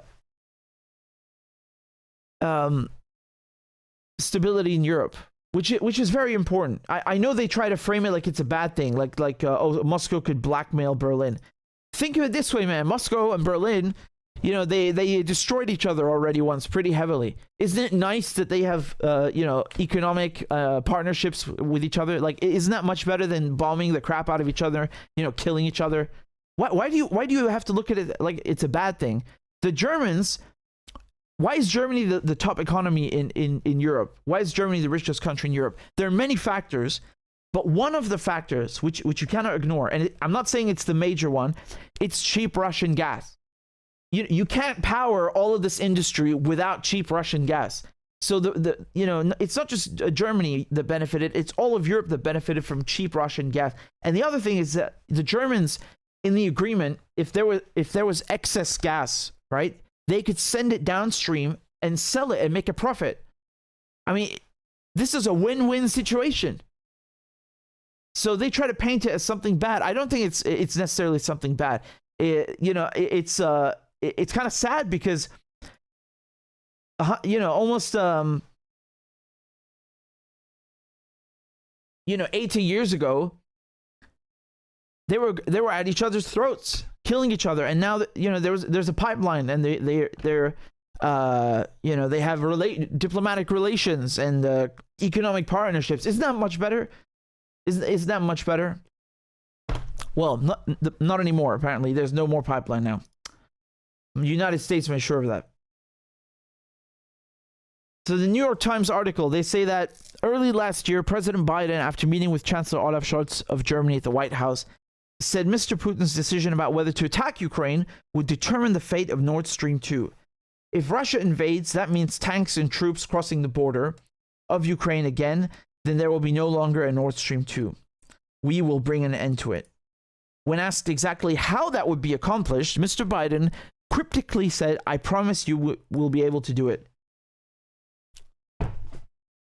For the love of God, have I not been pointing to this and saying this to you guys for a goddamn almost a year now, that they are threatening to blow up the goddamn pipeline? Have I not been pointing to this again? Why did the New York Times take a year to catch up? Why do they take so long to put the pieces of the puzzle together? I don't think that they're dumb. They know. It's just that they have to save face now because Hirsch published his article, and they can't keep. They can't sweep the story under the rug.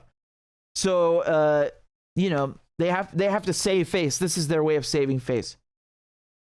A couple of weeks later, Mr. Scholz announced that his government would block the Nord Stream 2 pipeline from becoming operational. 2 days after that, Russia launched the much anticipated invasion. Again, have I not been saying exactly this to you guys over and over? They blocked Nord Stream 2 before the Russians ever invaded Ukraine. Remember that. 2 days before anything happened. Since the explosions along the pipelines in September, there's been rampant speculation about what transpired on the seafloor near the Danish island of Bornholm. Poland and Ukraine immediately accused Russia of planting the explosives, but they offered no evidence. Well, it's a bit more than that. There was this Polish MEP who was saying, "Thank you, USA."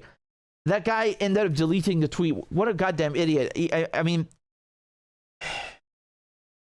he spoiled the surprise too early, right? You guys remember what I'm talking about? I'll show you the tweet. This is a Polish member of the European Parliament. Klaudia was telling me that, he used to be the foreign minister also. This is the former foreign minister of Poland. And on Twitter, this is when the day the pipelines were blown up. Look what he says.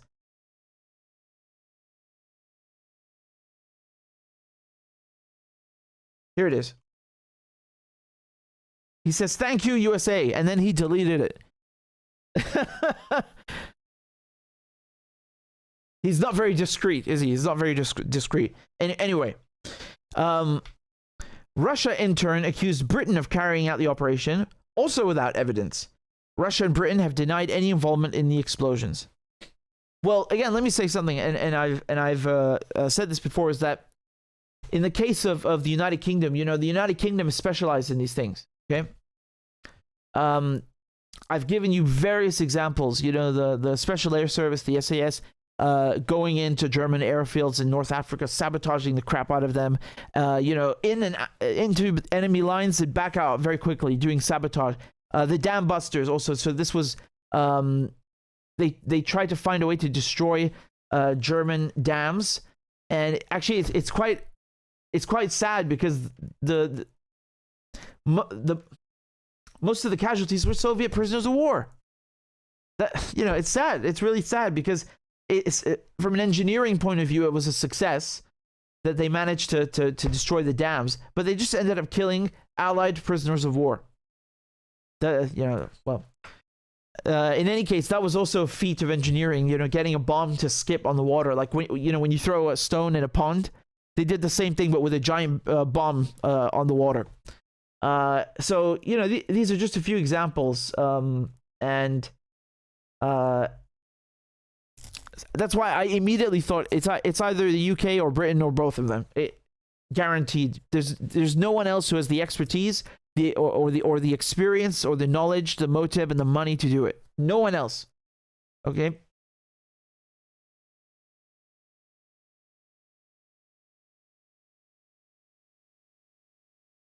Last month, the investigative journalist Seymour Hersh published an article on the newsletter platform Substack, concluding that the United States carried out the operation at the direction of Mr. Biden.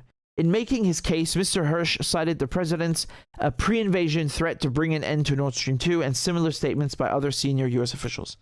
U.S. officials say Mr. Biden and his top aides did not authorize a mission to destroy the Nord Stream pipelines, and they say there was no U.S. involvement. Well, yeah, of course they're going to say that. Any findings that put blame on Kiev or Ukrainian proxies could prompt a backlash in Europe and make it harder for the West to maintain a united front in support of Ukraine. So I'm glad they mentioned Hirsch at least, because if you looked at the media during the last weeks and you don't know anything about Seymour Hirsch, according to them, you would think he's just some random dude who posted a blog according to Reuters, right? So at least how benevolent. Thank you so much, New York Times, for referring to him as a journalist. It's crazy because these people that work at the New York Times and BBC, they're crap. They are crap people. They do everything that a journalist shouldn't do. They lie. They spread state propaganda. They run away from the truth. And all they do is they point the finger at other countries instead of holding their own government to account. Hold your own government to account. This is the hardest thing that you can do. But they are cowards and they don't do this. That's why you wouldn't see something like what Hirsch wrote in the New York Times. Because the New York Times can't afford, to publish truth like that, at least not today.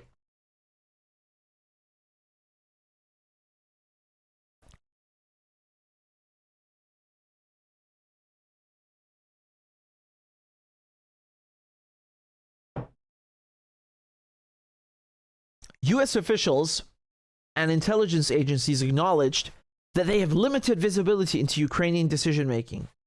Despite Ukraine's deep dependence on the U.S. for military intelligence and diplomatic support, Ukrainian officials are not always transparent with their American counterparts about their military operations, especially those against Russian targets behind enemy lines. Really? Shit, man. I mean, I thought for 80 billion you could buy a little trust. Apparently you can't buy a little any trust, even for 80 billion. Damn it. Even for 80 billion. Do you know what this paragraph is saying? What they're telling you here is that yes, maybe one of us did it, and it was probably the Ukrainians, because we don't know what they're doing. We have no clue. We just hand them the money and, they do shit. They're funny, man. They're really funny. The operations that have unnerved the U.S. include a strike in early August on Russia's Saki air base on the western coast of Crimea, a truck bombing in October that destroyed part of the Kerch Strait Bridge, which links Russia to Crimea. Oh, that's great. Are you finally admitting that the Ukrainians did that? Thank you so much. Thanks for catching up. Well done, guys. Everybody, give them a round of applause.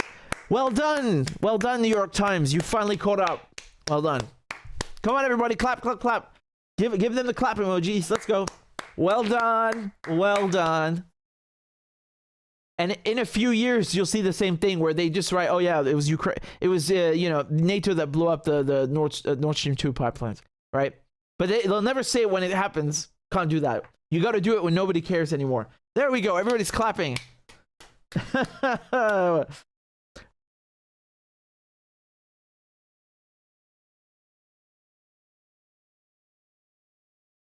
So here we go.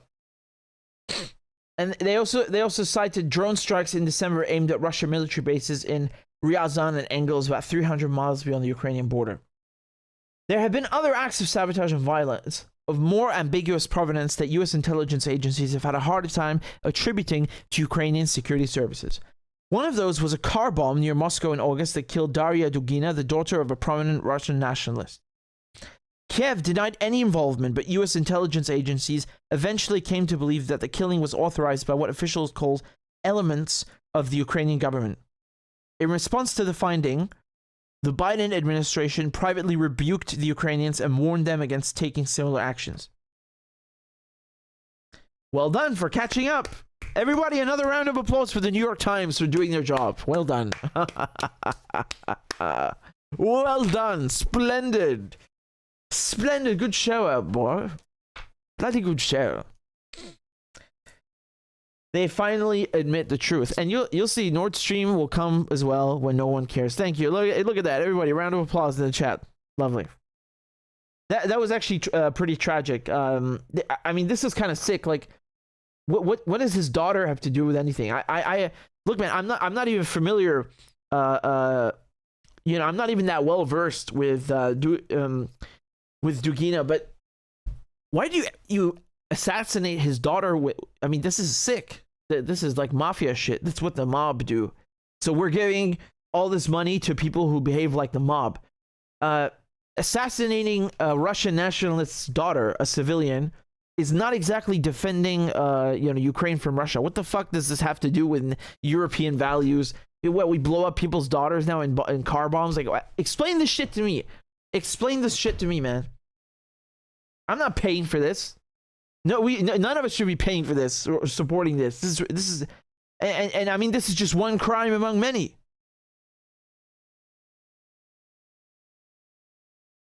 The explosions that ruptured the Nord Stream pipelines took place 5 weeks after Ms. Dugina's killing.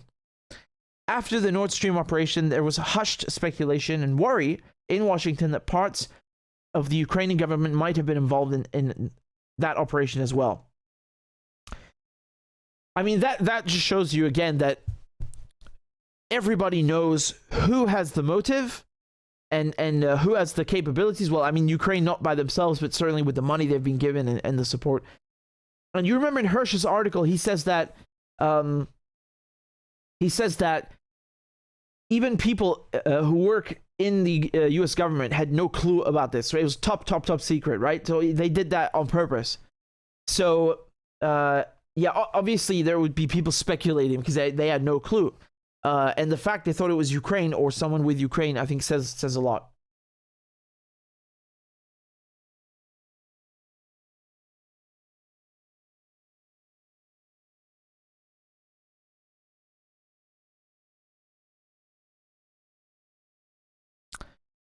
So the new intelligence provided no evidence so far of the Ukrainian government's complicity in the attack on the pipelines. And U.S. officials say the Biden administration's level of trust in Mr. Zelensky and his senior national security team has been steadily increasing. Days after the explosion, Denmark, Sweden, and Germany began their own separate investigations into the Nord Stream pipeline. Intelligence and law enforcement agencies on both sides of the Atlantic have had difficulty obtaining concrete evidence about what happened on the seafloor in the hours, days, and weeks before the explosions. Here's a clue. There was a NATO exercise in the weeks and months prior to the explosion. Maybe that helps you. The pipelines themselves were not closely monitored by either commercial or government sensors. Moreover, finding the vessel or vessels involved has been complicated by the fact that the explosions took place in a heavily trafficked area. That said, investigators have many leads to pursue.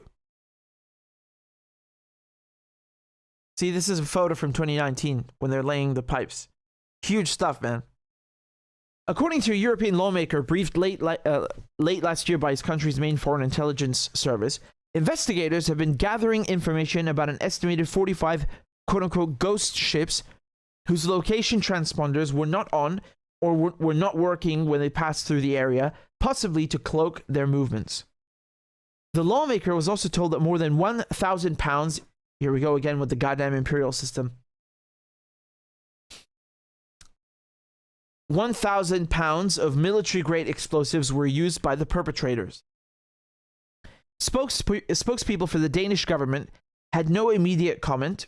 Spokespeople for the German government declined to comment.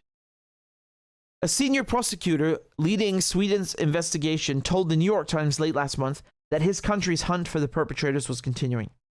Quote, "It's my job to find those who blew up Nord Stream. To help me, I have our country's security service. Do I think it was Russia that blew up Nord Stream? I never thought so. It's not logical. But as in the case of a murder, you have to be open to all possibilities."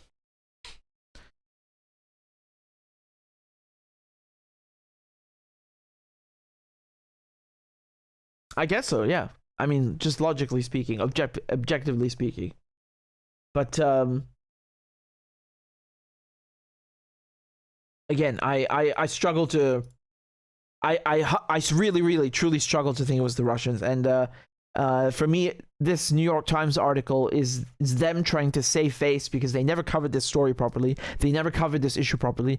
And after Hirsch put his out, they were, they thought, okay, let's put this out to try and, discredit that one a tiny bit, but also look like we are doing our job as well and talking about Nord Stream 2. Man, you guys know I would go live like all the time since the Nord Stream pipelines were blown up. And I would always ask you, have you seen anything in the news? I would constantly look for something. Nothing. It's like it disappeared.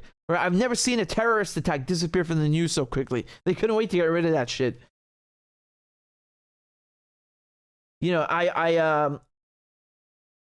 Again, I'm gonna steal Chris Rock's joke, but you're telling me they can find Saddam Hussein in a hole in Iraq, but they can't find out who blew up Nord Stream 2? Bollocks. You'll see when it's too late for anyone to care, then the truth comes up. Right? Just like right now, you can go on the FBI's website or the CIA's website and, you can read about how they used to harass people and target them and bully them and for nothing, for no reason, just break up movements and attacking and put movements they don't like, creating files about activists they don't like. It's just, you'll see. Anyway, I thought I'd read this to you and go through it with you because it's important. And, I'm going to do a poll right now. Let's do a poll, okay? Guess what the poll is going to be.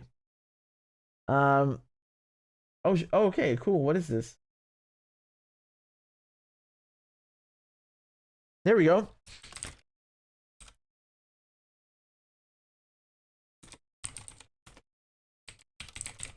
Who sabotaged the Nord Stream pipelines?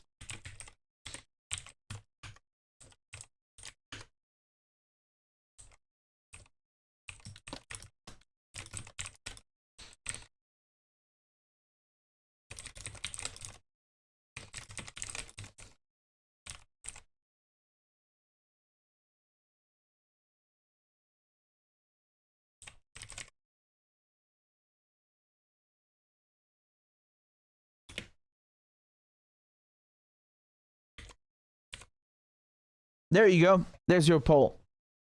I gave you 4 options.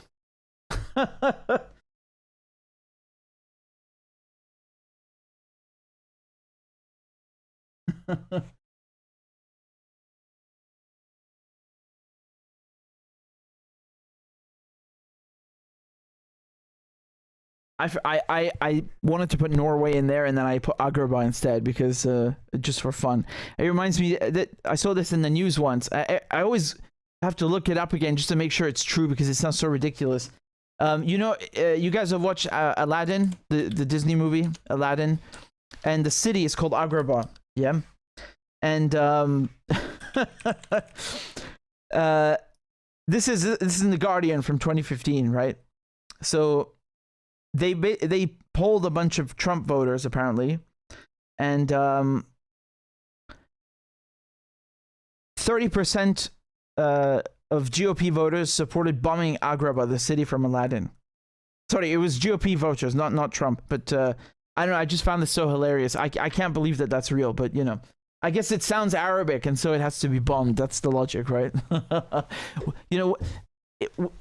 We are so lucky. We should be so grateful for all the racism and xenophobia and ignorance brought in by the Bush administration and the neocon administration, right? Thank you so much. Thank you. Really, we're so grateful. Well done. Criminals, I swear. It's so disgusting because they basically made the whole world look at Arabs and Muslims like terrorists when they are the terrorists. They are the terrorists in Parliament, in Westminster, in the White House. Look at how many countries they bomb, how many people they kill, how many people they displace. They are the terrorists. And then you want to talk about Al-Qaeda? They created Al-Qaeda. And then they make Muslims and Arabs, they've fed that shit into people's minds for decades, and it's still there. It's still there, unfortunately, you know? Just like the McCarthyism is still there. Oh, everything I don't like, oh, this communism. Oh, the Russians. Oh, you're a Putin puppet, blah, blah, blah. It's so sickening, man. It's so sickening, you know? This is not good or healthy or progress. This is, you know, this is going backwards, right?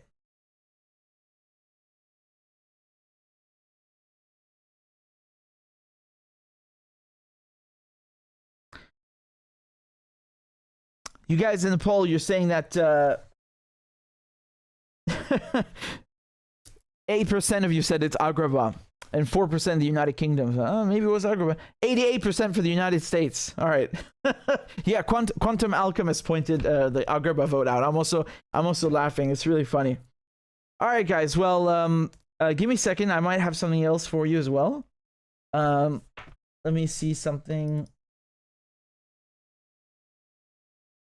What is this exactly? Let me set up straight. Okay, this is about the French protests, right? Okay, so let's talk about what happened in France. You know, I told you guys that there were going to be huge, there's going to be a general strike.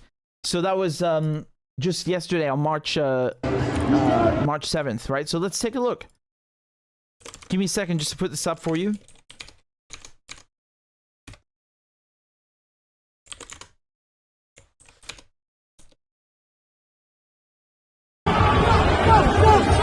All right, just a second. Wow.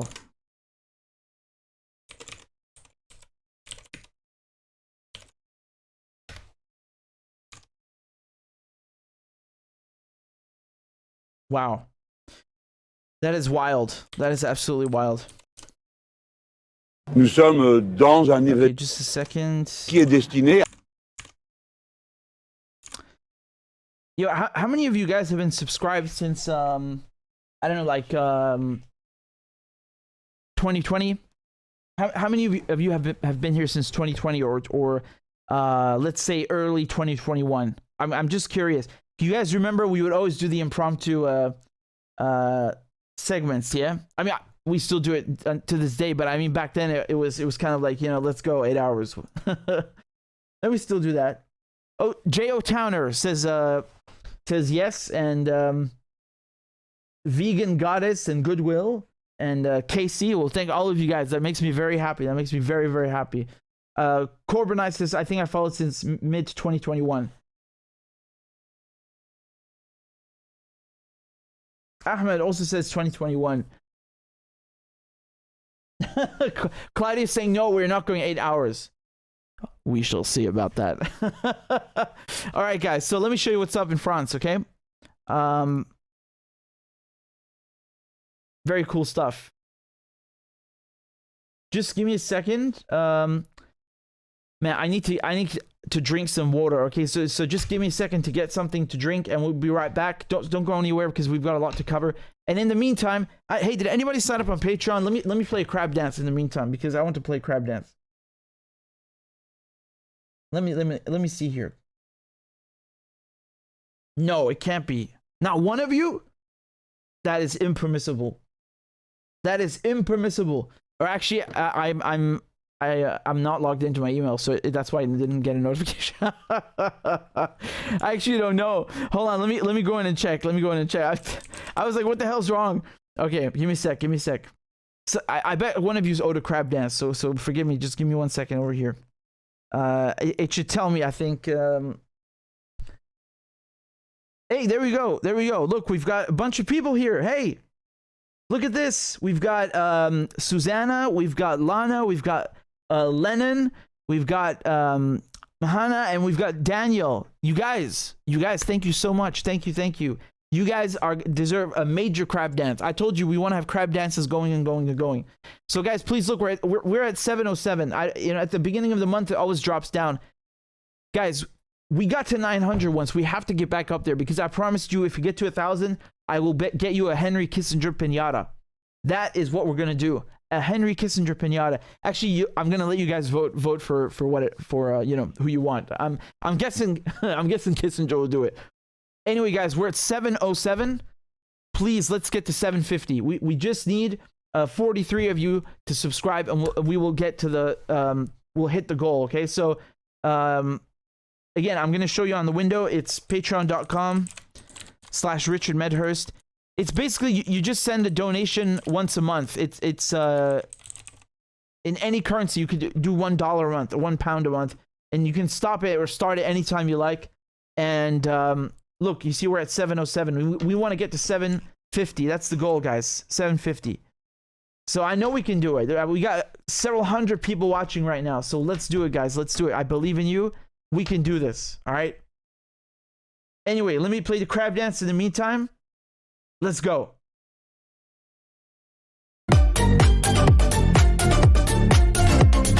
Clap for that, you stupid bastard. And Corn Pop was a bad dude. And he ran a bunch of bad boys. Listen, fuckhead, you have fucking crossed the line, claiming I'm the enemy. You got that, you goddamn son of a bitch? I don't give a fuck what you think, bitch. Good morning. Sunday morning. Cut that bitch out. Thank you for Iron Dome, which is a technical marvel. والله انتوا كلاب بصراحة يعني. ماشي نشتغل عادي. We lied, we cheated, we stole. China. And you ain't black. There's always the macro and then there's the micro.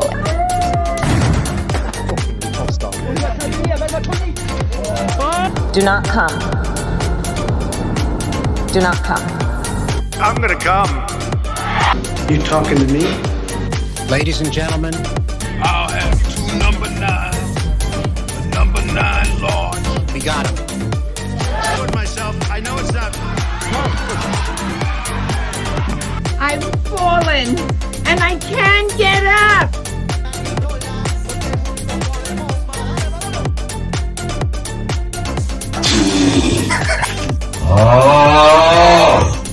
Disgusting! Why you texting? Why?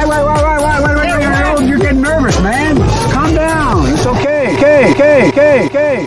Suck my dick and choke on it. I yield my time. Fuck you.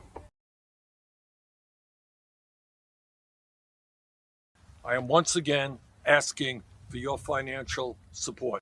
A is for All men and women created by you know the thing. B is for I'm beginning to see why your wife left you. C is for Corn Pop was a bad dude. And he ran a bunch of bad boys. D is for Don't worry, I'm so serious. Children, I love to hear them. E is for An excuse to walk by the dealer and say, no, I'm not going to be a mule. I got something to do. I got to go do boom, boom, boom.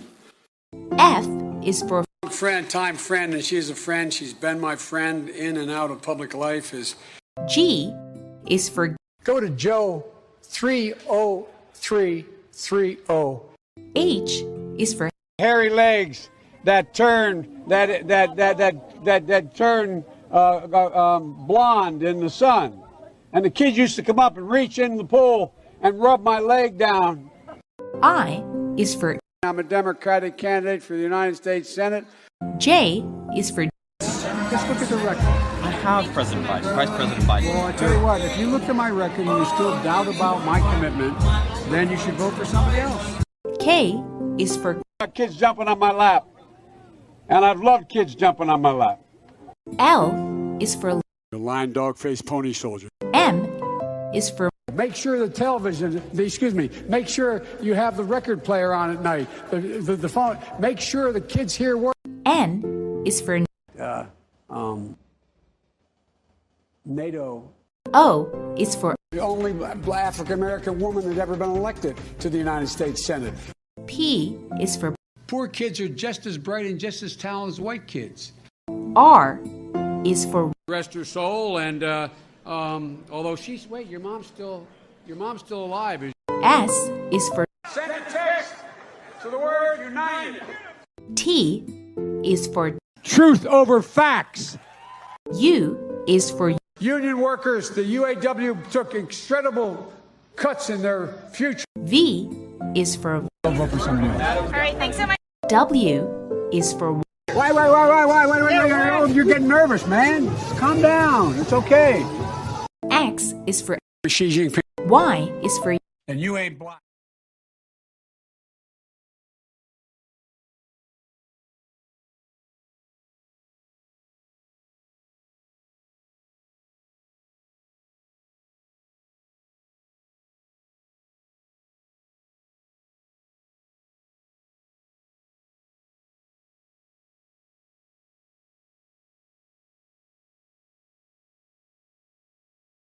And we are back. We are back, my friends. Yes. Let us proceed. So I wanted to talk to you about what's happening in France with the general strike. Let's take a look.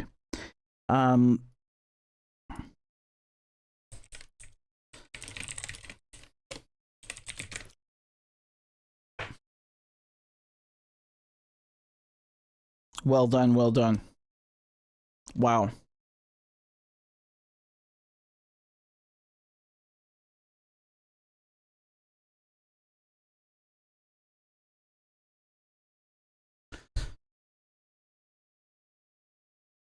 So, yesterday, March 7th, France had a general strike, and they shut everything down. Everything down. Look at this.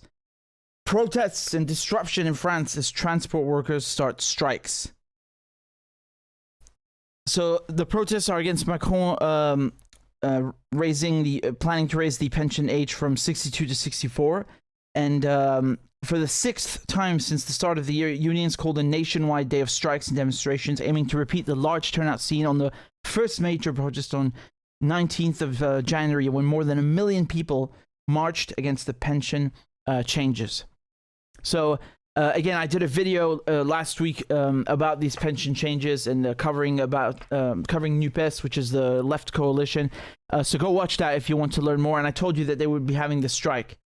So the disruption is expected to be greater and last longer, as rail unions called for rolling open-ended strikes, which could affect all national trains as well as international routes, including the Eurostar. Local urban buses and subway trains in large cities were affected, as were airlines, with up to 30% of flights cancelled on Tuesday and Wednesday as air traffic controllers strike as well. You see, this is what's so cool. Everybody's going on strike. Everyone. You can see how it's not just about people working in rail. It's the air traffic controllers as well. Shut it down. Shut it down. The idea is to bring France to a standstill, said Fabrice Michaud of the Railway Workers branch of the CGT trade union. The transport minister, Clément Beaune, told France 3 TV station it would be one of the most difficult strike days for travelers since the start of the protest. The students, you see, this is what I was saying. Mettez le feu. The students have to come out and do their part, because they're also crucial in these protests, always are. So they do these blockades, right? And the teachers also go on strike, which is great. Everybody is going on strike and shutting it down. You can see, man, this is not something like isolated or, it's fringe. People do not want this pension change. They do not want it. So it's being debated in the French Senate. And you remember in the videos that I showed you last week, they basically, so I'm talking about Macron and his right, center and right coalition. They basically shut down the debate, and the response from the left was, okay, screw you. March 7th, we'll have a general strike, right? That's how you do it. That's how you respond. That's what I've been trying to tell you. Look at the videos. This is in Lyon, in France.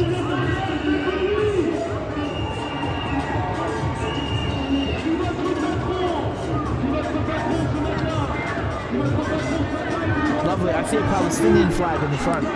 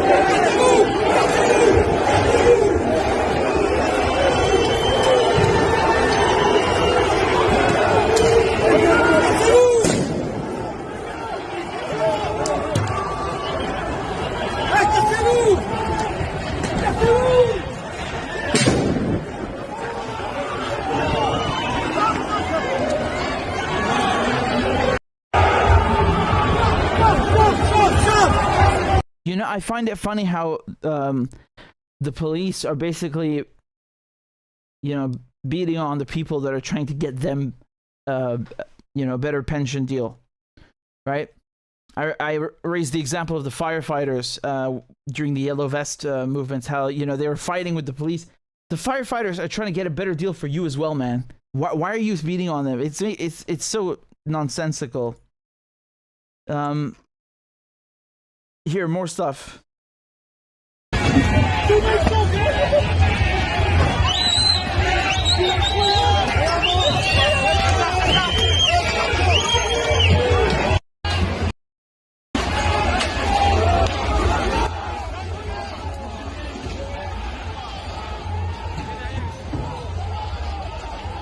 The riot police in France are called the CRS, right? And they're pretty notorious for being extraordinarily violent. Like they're really, way up there in terms of brutality. It's not even comparable. Like they are literally known just for this. And I just want to raise a point. If this were happening in Iran, please tell me what the headline would be in the Western press. Would they not say, "Oh, clashes between democratic protesters and regime forces"? But here, because it's c'est la France civilisée, right? It's civilized France. They're riot police. They're just regular riot police, and these are protesters, right? But in Iran, in Syria, oh my God, it's pro-democracy versus regime forces every time, right? The same garbage printout, recycled over and over and over and over. Anywhere you like. Just pick a country, copy, paste the same bullshit.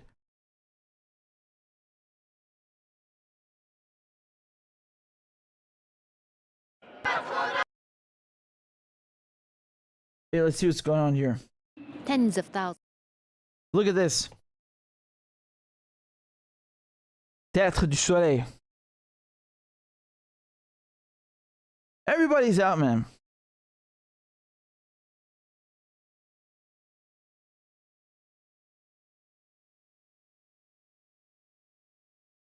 Let me show you Mélenchon, right? So he's basically the head of the left coalition, right, between France Insoumise and the other left entities. So he's just giving a speech, or talking to the press rather. Let me play this clip for you. Let's see what he says here. De secteurs décisifs pour la vie du pays, la grève est reconductible dans un grand nombre de secteurs décisifs pour la vie du pays. So he's saying in a large number of critical sectors in the country. La grève est reconductible et on doit s'attendre à ce que demain et après-demain soient des jours encore de mobilisation sociale. Yeah, it's saying that the strikes are necessary and you can expect them to continue for the next couple of days and they're needed. Très intense et juste. Très intense, very intense. Justifié. And justified. Je veux d'abord qu'on ait une pensée pour toutes ces personnes qui font le sacrifice d'une journée de salaire, de 2 journées de salaire. He's saying you need to think about these people who are basically, they're sacrificing, they're throwing away an entire day's pay or 2 days' pay just to go on strike and fight for this. Pour être dans cette lutte qui est d'intérêt général et to be part of this fight that's in the general interest of the public. Qui est destiné à tout le monde, puisque tout le monde. And this fight. So he's saying that these people who are sacrificing their day's salary or 2 days' salary to take part in this fight, which is important and concerns everybody, because everybody pays into the pension fund. À une vie de salarié et tout le monde arrive à l'âge de la retraite un jour ou l'autre. C'est donc and everyone gets to retirement age one day, one way or another, or once. D'intérêt général. Que faut-il faire? Le président de la République peut-il espérer qu'il lui suffise d'attendre que tout pourrisse pour que les gens se dissuadent de lutter? Ils ne le feront pas. He's saying Macron is probably expecting that everything is going to just, wither away and the movement will dissipate and no one is going to protest. And he's saying that's not going to happen. Son devoir dans une démocratie c'est de trouver une sortie. Ils ne le feront pas. Son devoir dans une démocratie, c'est de trouver une sortie par le haut. Puisqu'il y a d'un côté sa volonté à lui, de l'autre côté celle du peuple français, à qui doit revenir le dernier mot? Évidemment au peuple. And he's saying Macron's duty is to, of course he has his side of the argument and his opinion, but the French people are the ones that he serve, and they, it's they have the final say. The French public and the people. Par conséquent, le moment est venu pour lui de prendre l'initiative démocratique qui correspond à cette situation de blocage. Ou bien à la dissolution, puisqu'il est évident qu'il y a une différence entre ce que ressent le pays et ce que dit l'Assemblée nationale, ou bien, plus simplement, un référendum comme nous l'avions tous espéré. He's saying Macron has two simple solutions. He can either dissolve the National Assembly, because obviously there's a huge disagreement between what the French people want and what's happening there, or he can just have a referendum and ask people, do you want this pension reform or not? I agree. It's very simple, man. Honestly, if we were talking about real democracy, every law would pass by referendum. Everything. You can't trust those people, man, to go and represent you. No, they don't. They don't. They say one thing and do another, and it's very, very rare that you have politicians that actually give a crap and actually stick to their word and care about what their constituents want. It should be direct democracy. You know what I'm saying? There's a referendum for a law, and you vote for it yourself. Anyway. I just wanted to remind you that in France, they know how to protest. I know this myself. I went to a French school, so I saw always how they did this thing. Even if it was something that didn't concern teachers, like it's something about let's say rail workers, the teachers would still protest, and not just in France, worldwide. Like, this is really crazy. So, and in a good way, right? The solidarity. I learned something from that, right? That was the example that was in front of me, and so I'm communicating that to you and showing you also a current one, a contemporary one of how this is meant to be done. You don't give up. You don't go away. Let's take Bernie Sanders, for example. What did he do when he pulled out of the presidential election? He just sat down and did nothing. And that is disgusting, because he built a huge movement, and the people working for him and with him built a huge movement. And with that movement, you can do things like this. You can do sit-ins. You can do basically, when you protest just by doing a sit-in or blockade, right? You can do marches. You can do so much stuff that's direct action with that tool. And instead of using it, he threw it away. And people make that criticism with Obama as well. He built such a huge network of people to get him elected and promote his campaign. And then as soon as he got into office, he was like, fuck you. Hey, give me the CIA director. Let's go drone strike some people in Afghanistan. It's really disgusting, and it's shameful that they do this, that they throw everything away. With Mélenchon, he lost. When I say lost, basically, the French, they had a presidential election last year. It was Macron versus Marine Le Pen. Marine Le Pen is far right. I mean, to be honest, is there really a difference between her and Macron? Some people insist there is. Perhaps on the surface, yeah, but when it comes to the policies, I mean, it's funny because I was listening to French people being interviewed, and one of them said, I was told that I to vote for Macron because Marine Le Pen is really bad, so I voted for Macron, and now he's shitting on us. Yeah, that's the point. That's how they get you. It's the same thing. Like, oh, you got to vote for Trump. You got to vote for Biden, or else you'll get Trump. Right? You got to vote for Hillary, or else you'll get Trump. It's the same crap, right? The Biden and Trump, or Hillary and Trump, are really the same in most areas.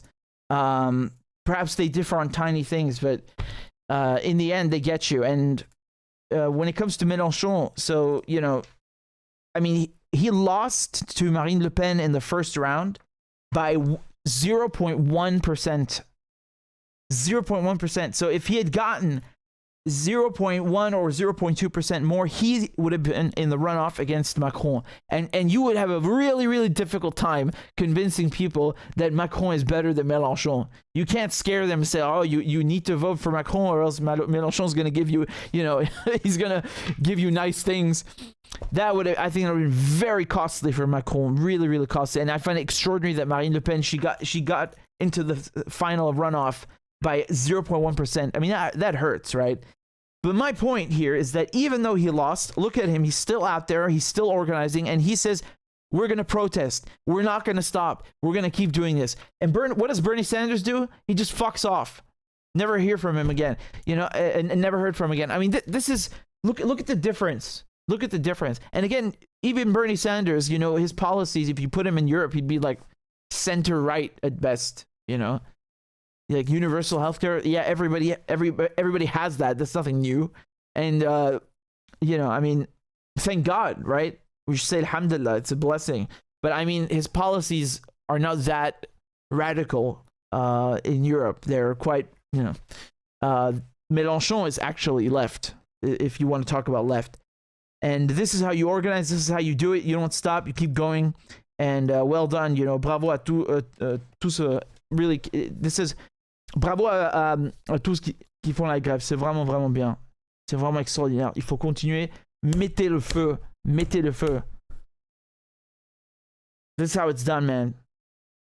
You got to put the pressure on them, right? Excellent, excellent, excellent.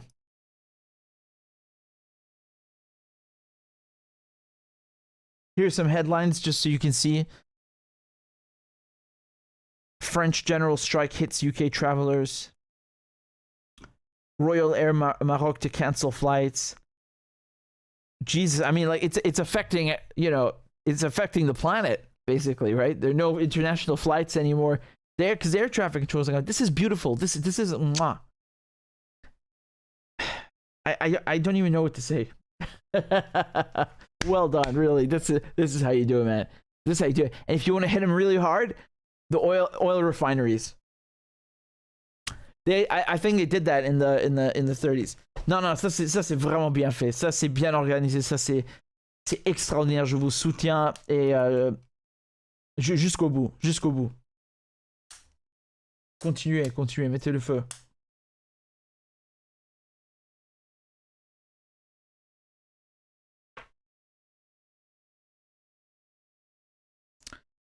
We got a donation on Rockfin that I missed. Let me see if I can read it. This is from Jay Runs. Thank you, Jay Runs, very much. And I see also on... I think some of you might have sent something on PayPal, but I didn't see it. If you send something on PayPal, please tell me right now in the live chat, and I'll try my best to go read it. And look at this, man. Look at Patreon. We've got... We went up to 712. That's already quite good, The goal is 750, guys. Let's keep going. Let's keep going. Who are the latest people that joined? Let me play them a crab dance. Show yourselves. We have got Susanna. Thank you very much, Susanna. We've got Judith. We've got Lennon. We've got Hannah. We've got Daniel, and we've got Lana and Shams. Guys, thank you so much, and I really appreciate that. That's excellent. Wait, hold on. We've also got Ali and Christian and Mansour. Thank you so much, guys. Here's the crab dance that I'm gonna play just for you. And again, please, guys, consider supporting the show. It's just $1 a month or £2 a month or whatever you want. Anything you want, any amount you want. It's right here on the screen. You just go to patreon.com/RichardMedhurst. And Klaudia is very kind. She's posting the links in the chat. You can also donate on PayPal if you want and send something there with a question. I'm going to check if I received anything and read it out. So here you go. Crab dance, baby. Let's go. Let's go. Let's go.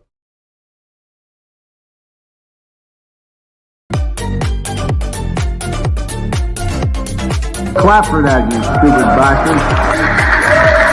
And Corn Pop was a bad dude. And he ran a bunch of bad boys. Listen, fuckhead, you have fucking crossed the line. Claiming I'm the enemy. You got that, you goddamn son of a bitch? I don't give a fuck what you think, bitch. Good morning. Sunday morning. Cut that bitch off. Thank you for Iron Dome, which is a technical marvel. والله انتوا كلاب بصراحة يعني. ماشي نشتغل عادي. After we lied, we cheated, we stole. China. And you ain't black. There's always the macro and then there's the micro.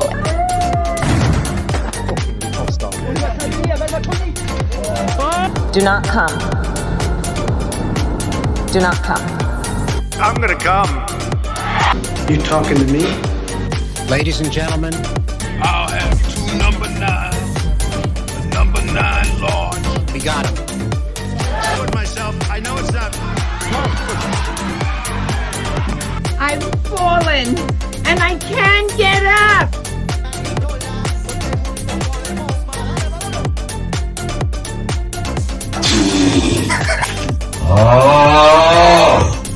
Disgusting! Why you texting? Why?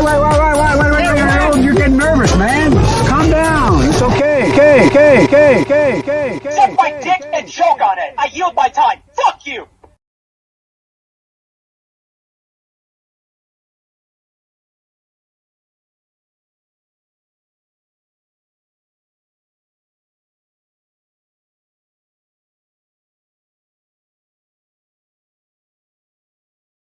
And there we are. Thank you guys so much. Bless you. I really appreciate it very, very much. And we are just going to keep climbing, baby. So thank you so much for joining. And I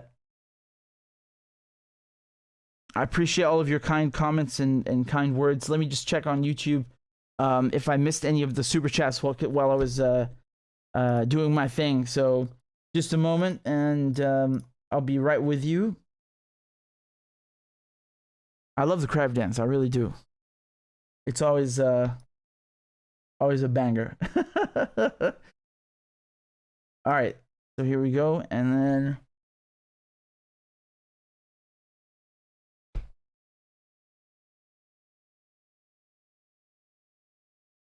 oh yeah, we got a sticker from Dean Jones. Thank you very much, Dean. I appreciate that. And we got let me see what we have here. We have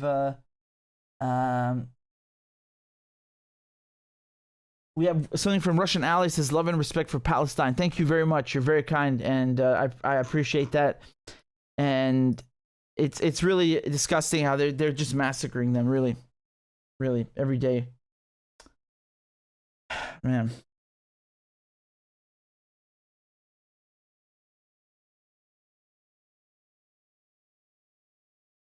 Guys, in any case, thank you so much. And let me just plug the show. Look, there's a QR code here that you can scan. You basically you take your phone, you open the camera app, and you scan this code, and it will take you to the PayPal, the CashApp, or the Venmo, whatever you like. It will basically just open the app that if you have it already installed. So here's the QR code, and you should be able to hear me now. Yeah, I think you can still hear me even though we're in the yeah. Okay. I sound like somebody who's like never used streaming software in their life or something. You know, it's just I can't see the thing. But anyway, this is Venmo, this is Cash App, this is PayPal. Thank you guys so much. If you have any questions or comments, you can also attach those to the donation. And if you want to donate monthly, it's on Patreon. I don't have the bar with me right now. We used to have like a progress bar of Biden sniffing. Well, it looks like a thermometer, really. It was the number, the membership count on Patreon. So we need to get one going.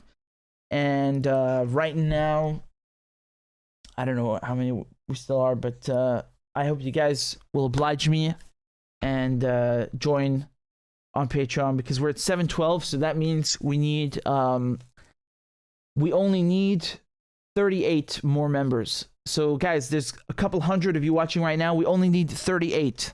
I know there are 38 lovely souls among you who would like to support independent media and donate just $1 a month. And I'm not saying the rest of you aren't lovely souls. You're all great, and thank you all for tuning in. Again, this you'll find everything I did just now as a podcast on Spotify, on Apple. It's totally free, right? Everything I do is completely free. So go there and check it out if you want to listen to it later or you missed it. And if you missed the video now, you can just play it from the beginning in a second when the stream stops. So yeah, what can I say? Thank you so much, guys. Thank you for supporting the show. And I hope you have the bell thing, the bell notification on, because when I go live, I want you to know that I'm going live, right? So sometimes YouTube doesn't tell you. I think the best way around that is you go to Substack and you subscribe to the email list. The email list, I don't like email lists because they always spam you. But in this case, the sole purpose is to notify you when I go live. So it's, that's it. If you want to know when I go live, please go on the Substack. Look, I'll show it to you. It's extremely simple. You open a browser, and all you do is you type RichardMedhurst.substack.com, and then it will take you to this page. You just type your email and hit subscribe. That's it. It couldn't be more easy, right? And when I post articles, they will also be on Substack, but it's mostly for the live notification. All right. Anyway, thank you guys so much. I'll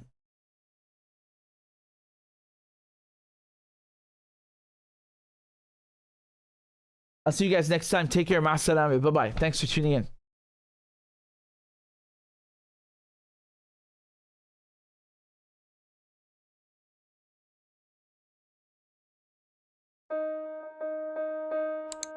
Sweden wanted to join NATO. They broke with their decades-long neutral stance. Turkey was one of the only countries, I think, along with Hungary, that was saying, we're not going to let you in, because you need to have consensus, right? You need all the members in NATO to say, okay, you can join. Their bid has kind of been in limbo because Turkey wanted to, extract several concessions. It was very clear that they really want to join NATO in Sweden, and they were doing everything they could to appease the Turks. And then this moron comes in front of the Turkish embassy and burns the Quran. I understand that in their point of view, this is freedom of expression, and you're in Sweden, you can do whatever you like. But you have to remember that if you're trying to get Turkey support, maybe wait until after you've gotten it. I mean, this is just dumb from a diplomatic level. They're doing everything to appease Turkey, and then because of one idiot, they let this go to waste. The Germans and the Americans have decided that it would be a good idea to send Ukraine tanks.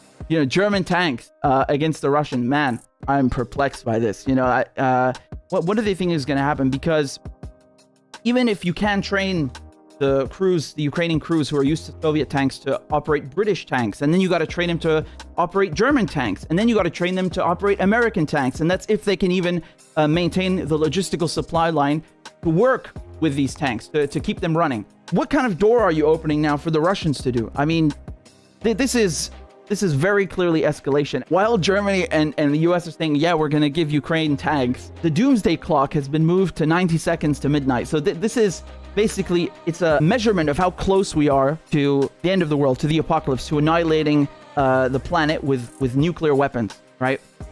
And this is the closest it's ever been to midnight, okay? Midnight representing the end. Ukraine's most senior military commander has said that his forces need about 300 Western tanks. Over the last year, NATO allies in Eastern Europe supplied Ukraine with Soviet-era and Russian-made tanks that have been ground down or destroyed in constant fighting. Soviet-era and Russian-made tanks. Now, Ukraine, having been a Soviet satellite state and part of the Soviet Union, it was part of Russia, all of its military personnel being trained on Russian tanks. What do you think they're going to do with American tanks or German tanks, which they are not trained to operate? The Ukrainians know how to operate Russian tanks. That's all they know how to operate. The Ukrainians only use Soviet stuff, right? Until the last couple of years and until now. This is the first major influx of NATO weapons. And again, NATO has been training Ukrainian forces, but Challenger tanks, this is brand new. If they can't even use the tanks that they're trained to use, what makes you so confident they're going to know how to use a Leopard 2 or an M1A2 or a Challenger 2? Man, people train on those things for fucking months and years. Both of these home secretaries, okay, Suella Braverman and Priti Patel, both their parents came to the United Kingdom, and under their own laws as home secretary, they themselves would not have been able to come to the UK, to be born in the UK, and to have a life there. So like the hypocrisy is so disgusting, you know, like I got what I wanted. I'm okay, I'm secure, I can live in the UK, I'm the home secretary now. Now I'm gonna shut the gates. Now I'm gonna screw people that have literally nothing, that are so desperate they're, you know, risking drowning in the Channel or the Mediterranean Sea. People have to resort to risking drowning. They have to resort to, you know, hiding in trucks or swimming across the Channel, if everyone's ever done that, crossing the Channel because of her policies, because she forces people into doing that, right? So you literally have no choice. You have to be in the UK to begin the application. What are people supposed to do? Just teleport, you know, for 5 minutes, write down the form and just get out of the UK? This is ridiculous. She's a liar, just like the one, her predecessor, Priti Patel. Why is Germany reluctant to give the Ukrainians tanks? That's a really tough one. I wonder why. Germany has long refused to send its most potent weapons to countries in conflict, a byproduct of its legacy of starting World War II and World War I. That's horse manure, because Germany does send weapons to countries in war. Saudi Arabia is one of them. So to get around this, the trick that they use is they don't sell the tanks and the ordnance directly to Saudi Arabia. They move it to Italy, and then from Italy they sell it to the Saudis. So they basically just insert a middleman, and that's how they get around this very, honorable principle of theirs, which they never abide by. If you go and you look up the Yemen war, I mean, you're going to see weapons from fucking everywhere. You know, the Canadians have been selling weapons and making money, Britain, the US, Australia, everyone. And the Germans are no exception. So I mean, the idea is true, but they fucking send weapons. They goddamn do. They do. Do you see how they move like snakes? Do you see how they move like snakes? They get the media to whisper in your ear, "Oh, don't go on strike. No, don't strike. It'll cripple the economy." Oh. No, it's not, like giving the army 800 billion to fucking bomb, 20 countries. That's okay. That money, we can spare that. But if you go on strike, oh my god, we're gonna lose like 2 billion a day. Well, we can't afford that. The Pentagon has been audited, I think 5 times now, and every single audit was failed. That means they don't know where the money's going. The Pentagon is like a black fucking hole that sucks trillions of dollars, and the government doesn't even know where the money's going.